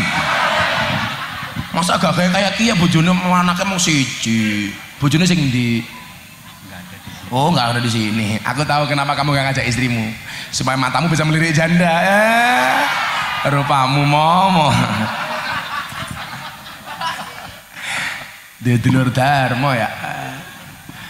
Apa doa malaikat Jibril ibu bapak? Yang pertama, ya Allah ya Rob, jangan kau terima amal ibadah hambamu kalau sampai hari ini 1 Syawal ada seorang anak yang durhaka dengan ibu bapaknya. Nabi Muhammad mengucapkan amin. Yang kedua, ya Allah ya Rob, jangan engkau terima amal ibadah hambamu, baik sholatnya, puasanya, zakatnya, sedekahnya, hajinya, kalau sampai hari ini ada istri yang durhaka dengan suaminya. Darmo langsung yes. Nabi Muhammad menjawab amin. Yang ketiga, ya Allah ya Rob, jangan kau terima amal ibadah hambamu, baik sholatnya, puasanya, zakatnya, hajinya, kalau sampai hari ini masih ada orang yang bermusuhan di antara satu dan yang lainnya. Nabi Muhammad menjawab amin. Yang pertama, tidak diterima ibadahnya kalau ada seorang anak yang durhaka dengan bapak ibunya. Oi, tak kandani bocah-bocah hadro, lah kowe sesuk dadi wong tua pengen dihormati karo anakmu, carane gampang. Ketika kamu menjadi anak, hormatilah orang tuamu. Birru abaakum tabirrukum abnaakum. Muliakanlah bapak ibumu, maka anak-anakmu akan memuliakanmu. Kalau hari ini ada orang tua yang tidak dimuliakan oleh anaknya, barangkali dulu ketika menjadi anak tidak memuliakan orang tuanya. Kok hari ini ada anak berani sama orang tuanya, siap-siap besok kamu jadi orang tua, anakmu akan berani kepadamu sebagai orang tua. Maka dulu saya nangis Pak pas pengajian di Purwokerto. Ini ada anak, ya Allah, saya langsung ngelus dadanya istri saya. Ya masa dadanya Darmo ya. Jadi ada begini Pak Darmo, saya tanya jawab, anaknya bilang begini sama saya, Gus saya mau tanya apa mas? Bapak saya umurnya 90 tahun, terus jadi kembangnya amben, orang mati-mati. Loh, saya bilang kalau kamu punya orang tua nggak mati kan kamu harusnya bahagia. Saya susah Gus, bapak saya itu mau mati nggak jadi-jadi, sudah sakit-sakitan, kayaknya mau mati hidup lagi, mau mati hidup lagi. Terus kenapa mas? Kata orang tua bapak saya itu nggak mati-mati karena punya pegangan keris. Bagaimana menurut pendapat Gus Miftah? Saya jawab yang pertama, kalau orang itu nggak bisa mati gara-gara punya pegangan keris, berarti Pak Polisi nggak bakal mati karena punya pistol. Apa malaikat mau tembak ndase lah yora. Ini pemahaman yang salah. Jadi saya itu mohon maaf, ini nggak bisa mati-mati karena punya susuk, saya nggak percaya. Masa malaikat takut sama susuk? Ada-ada saja. Betul Pak? Masa malaikat takut sama keris? Israel dilawan. Yang lebih menakutkan dari wajahnya Israel itu siapa? Istri ketika marah. Yang kedua, orang ditagih hutang. Wajahnya lebih menakutkan daripada Israel, betul? Jadi orang itu kalau utang wajahnya lebih manis dibandingkan madu, ditagih lebih menakutkan daripada Israel. Wongnya tekak ya. Yo melu guyu. Jilbab ireng.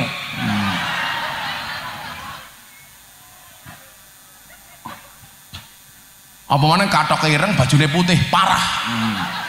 Siapa? Darmo. Jadi salah Pak Darmo, kok orang punya pegangan nggak bisa mati. Kemudian yang kedua saya jawab apa? Kalau kamu punya orang tua nggak mati-mati, jangan anggap kamu direpotkan oleh orang tuamu, tapi itu adalah cara Allah memberimu jalan surga VIP. Persoalannya adalah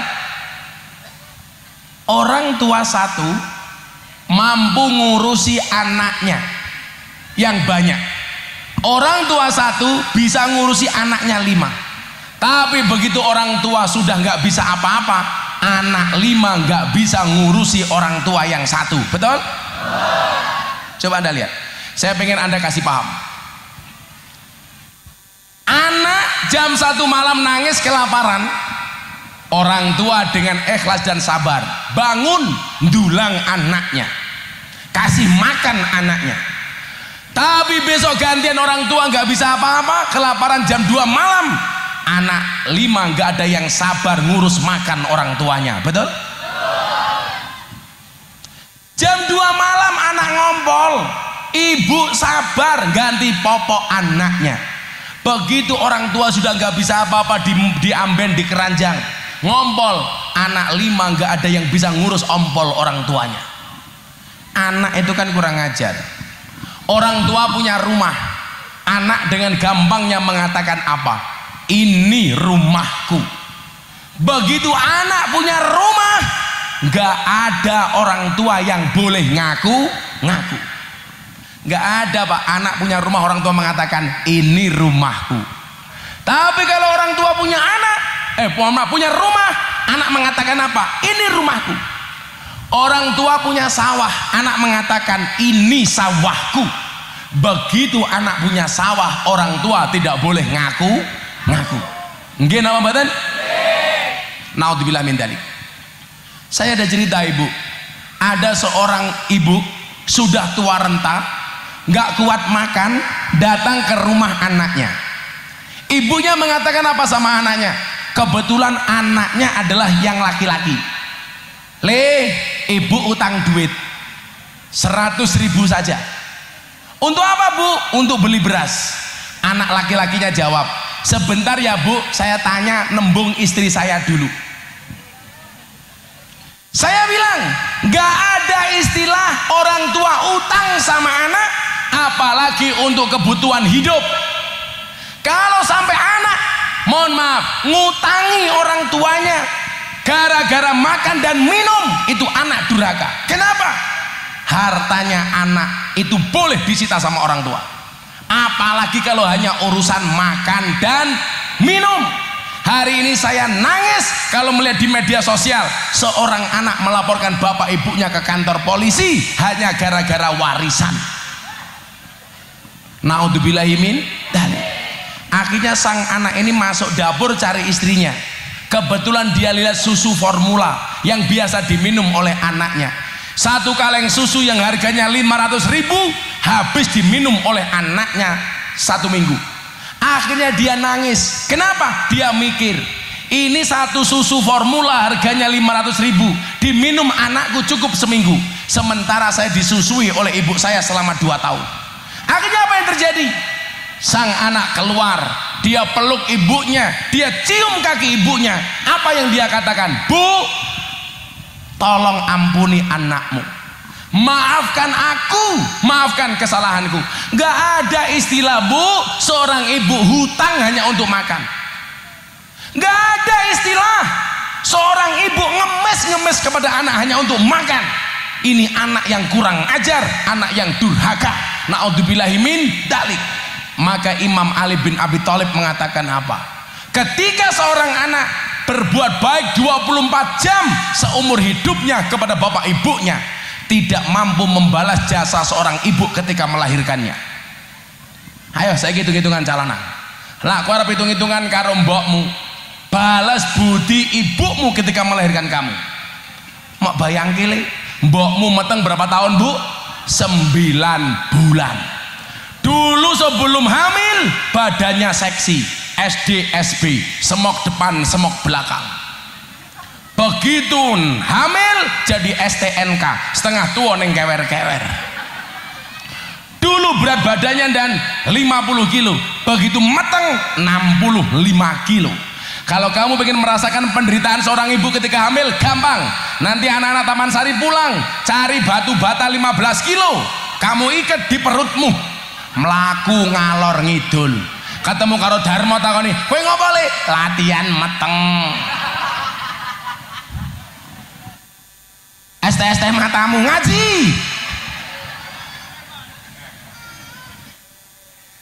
Coba ST diborong sama Pak Kapolsek. Cepetan. Kabeh moro modar kowe ayo.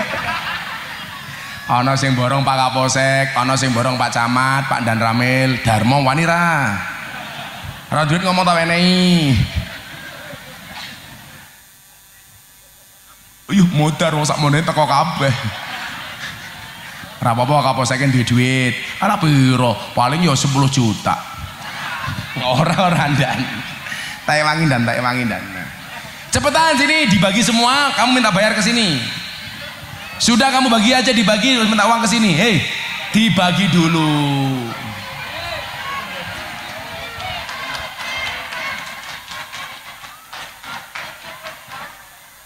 Langsung enteng ya. Berarti tadi tidak beli bukan karena tidak haus, gak punya uang.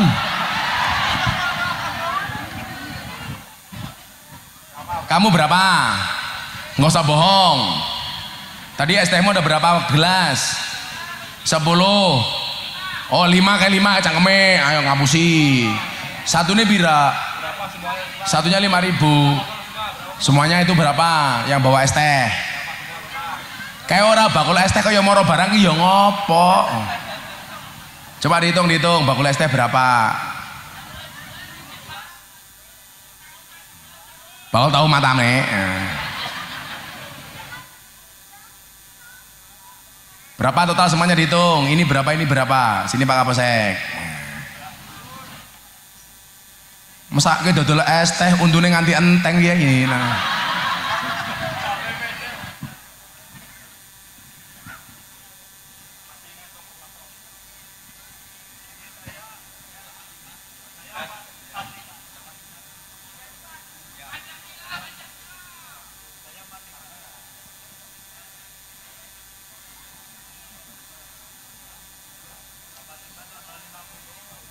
Ini mana panitianya?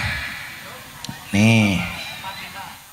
Ada WA dari Bang Karyoto ini, dengerin. Jangan Gus, jangan terima amplop dari panitia, yang ganti saya.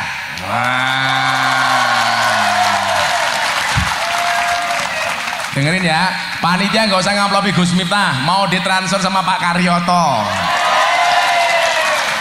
Bang, sing oke Bang.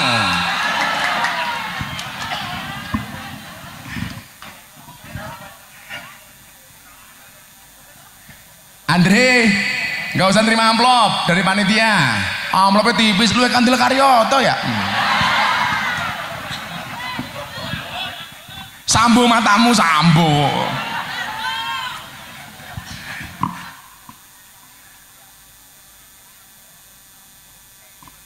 Pengajian paling apa?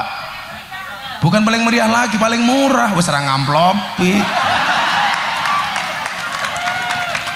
Teko ke es teh Pak Lurah. Digane uncal lagi, kono ndasmu malah. Apa Bu? Haus? Kayak masih ada es teh 1, camat, ayo.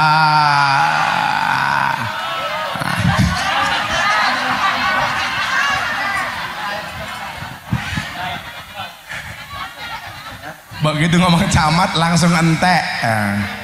Camat siap-siap.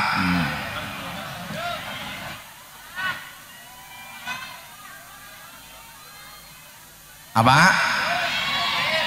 Es krim. Yes, es krim sing bayari aku.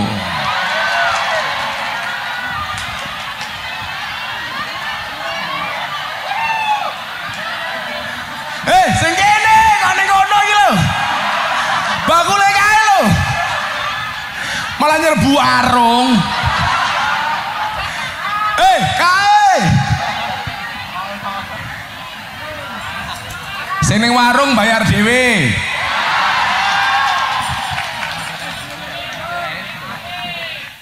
Kayak bakule es krim yang di tengah kesini sama saya, bakule es teh sama Pak Camat. Sini warung bayar dewe.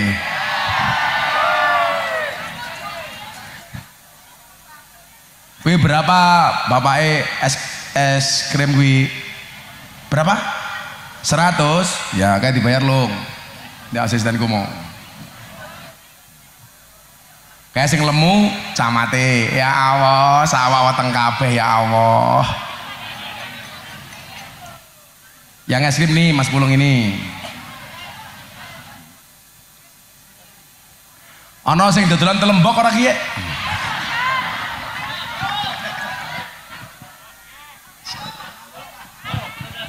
Sampai semua. Shallu ala Nabi Muhammad.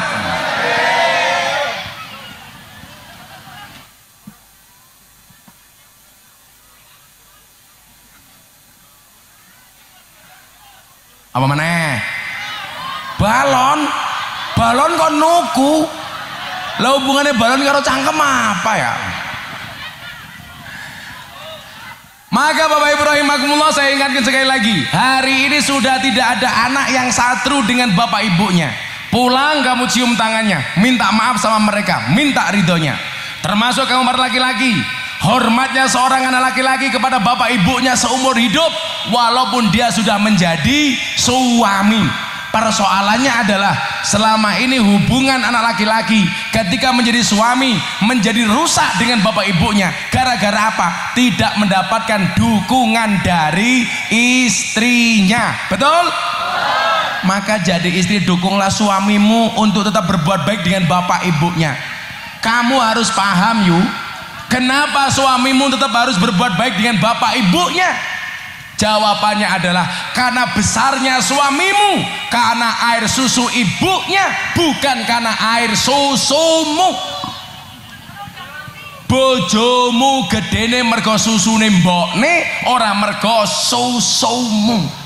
Rungokno. Betul Pak Polisi? Gedene Pak Zainuddin mergo susune mbokne, ora mergo susune bojone. Walaupun saya sadar laki-laki itu seperti soda, maksudnya apa? Kalau ketemu susu pasti gembira. Pak Darmo tahu kenapa namanya susu? Karena jumlahnya 2.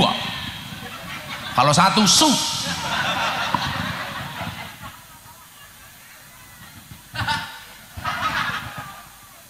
Kalau 3 su. Kayak saya kemarin pengajian di Lampung sama Nikita Mirzani, saya minum kopi, tak aduk. Ada orang komentar, kopi susu Gus, salah. Kopi ini diaduk, susu ini dilirik. Kayak gitu.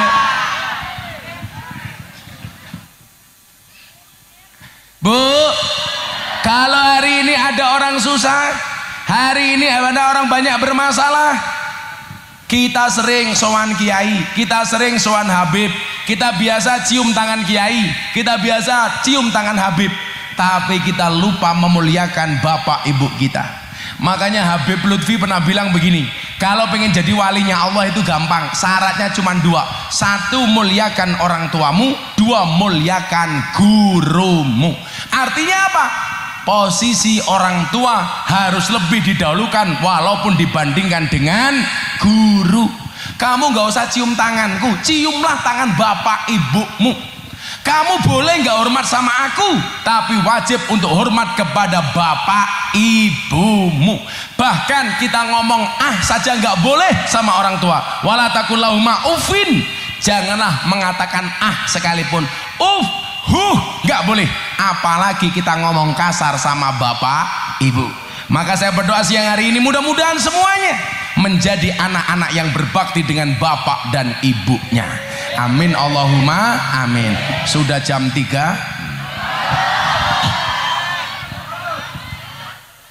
Saya harus pindah ke tempat lain. Halo, orang yang ngone cerewet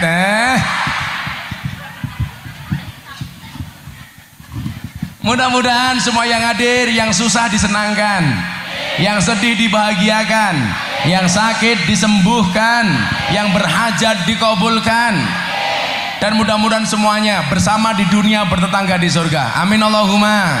Bismillahirrahmanirrahim. Allahumma sholli ala sayyidina Muhammad wa ala ali sayyidina Muhammad walhamdulillahi rabbil alamin. Allahumma rzuqna istiqamah, Allahumma rzuqna bi ziyadatil ilmi war rizqi wal ibadah. Allahumma rzuqna ziyaratal Makkah wal Madinah. Allahumma rzuqna dzurriyyatan thayyibah. Allahumma rzuqna alan sakinatan mawaddatan warahmah. Allahumma rzuqna bi alfi alfi quwwah. Allahumma rzuqna bi alfi alfi barakah. Allahumma rzuqna bi alfi alfi karamah. Allahumma rzuqna min ahli sunnah wal jamaah. Allahumma rzuqna bi husnil khatimah wa na'udzubika min su'il khatimah wa adkhilnal jannata mal abrar ya aziz ya ghafar ya rabbal alamin. Walhamdulillahi rabbil alamin. Terima kasih semua panitia.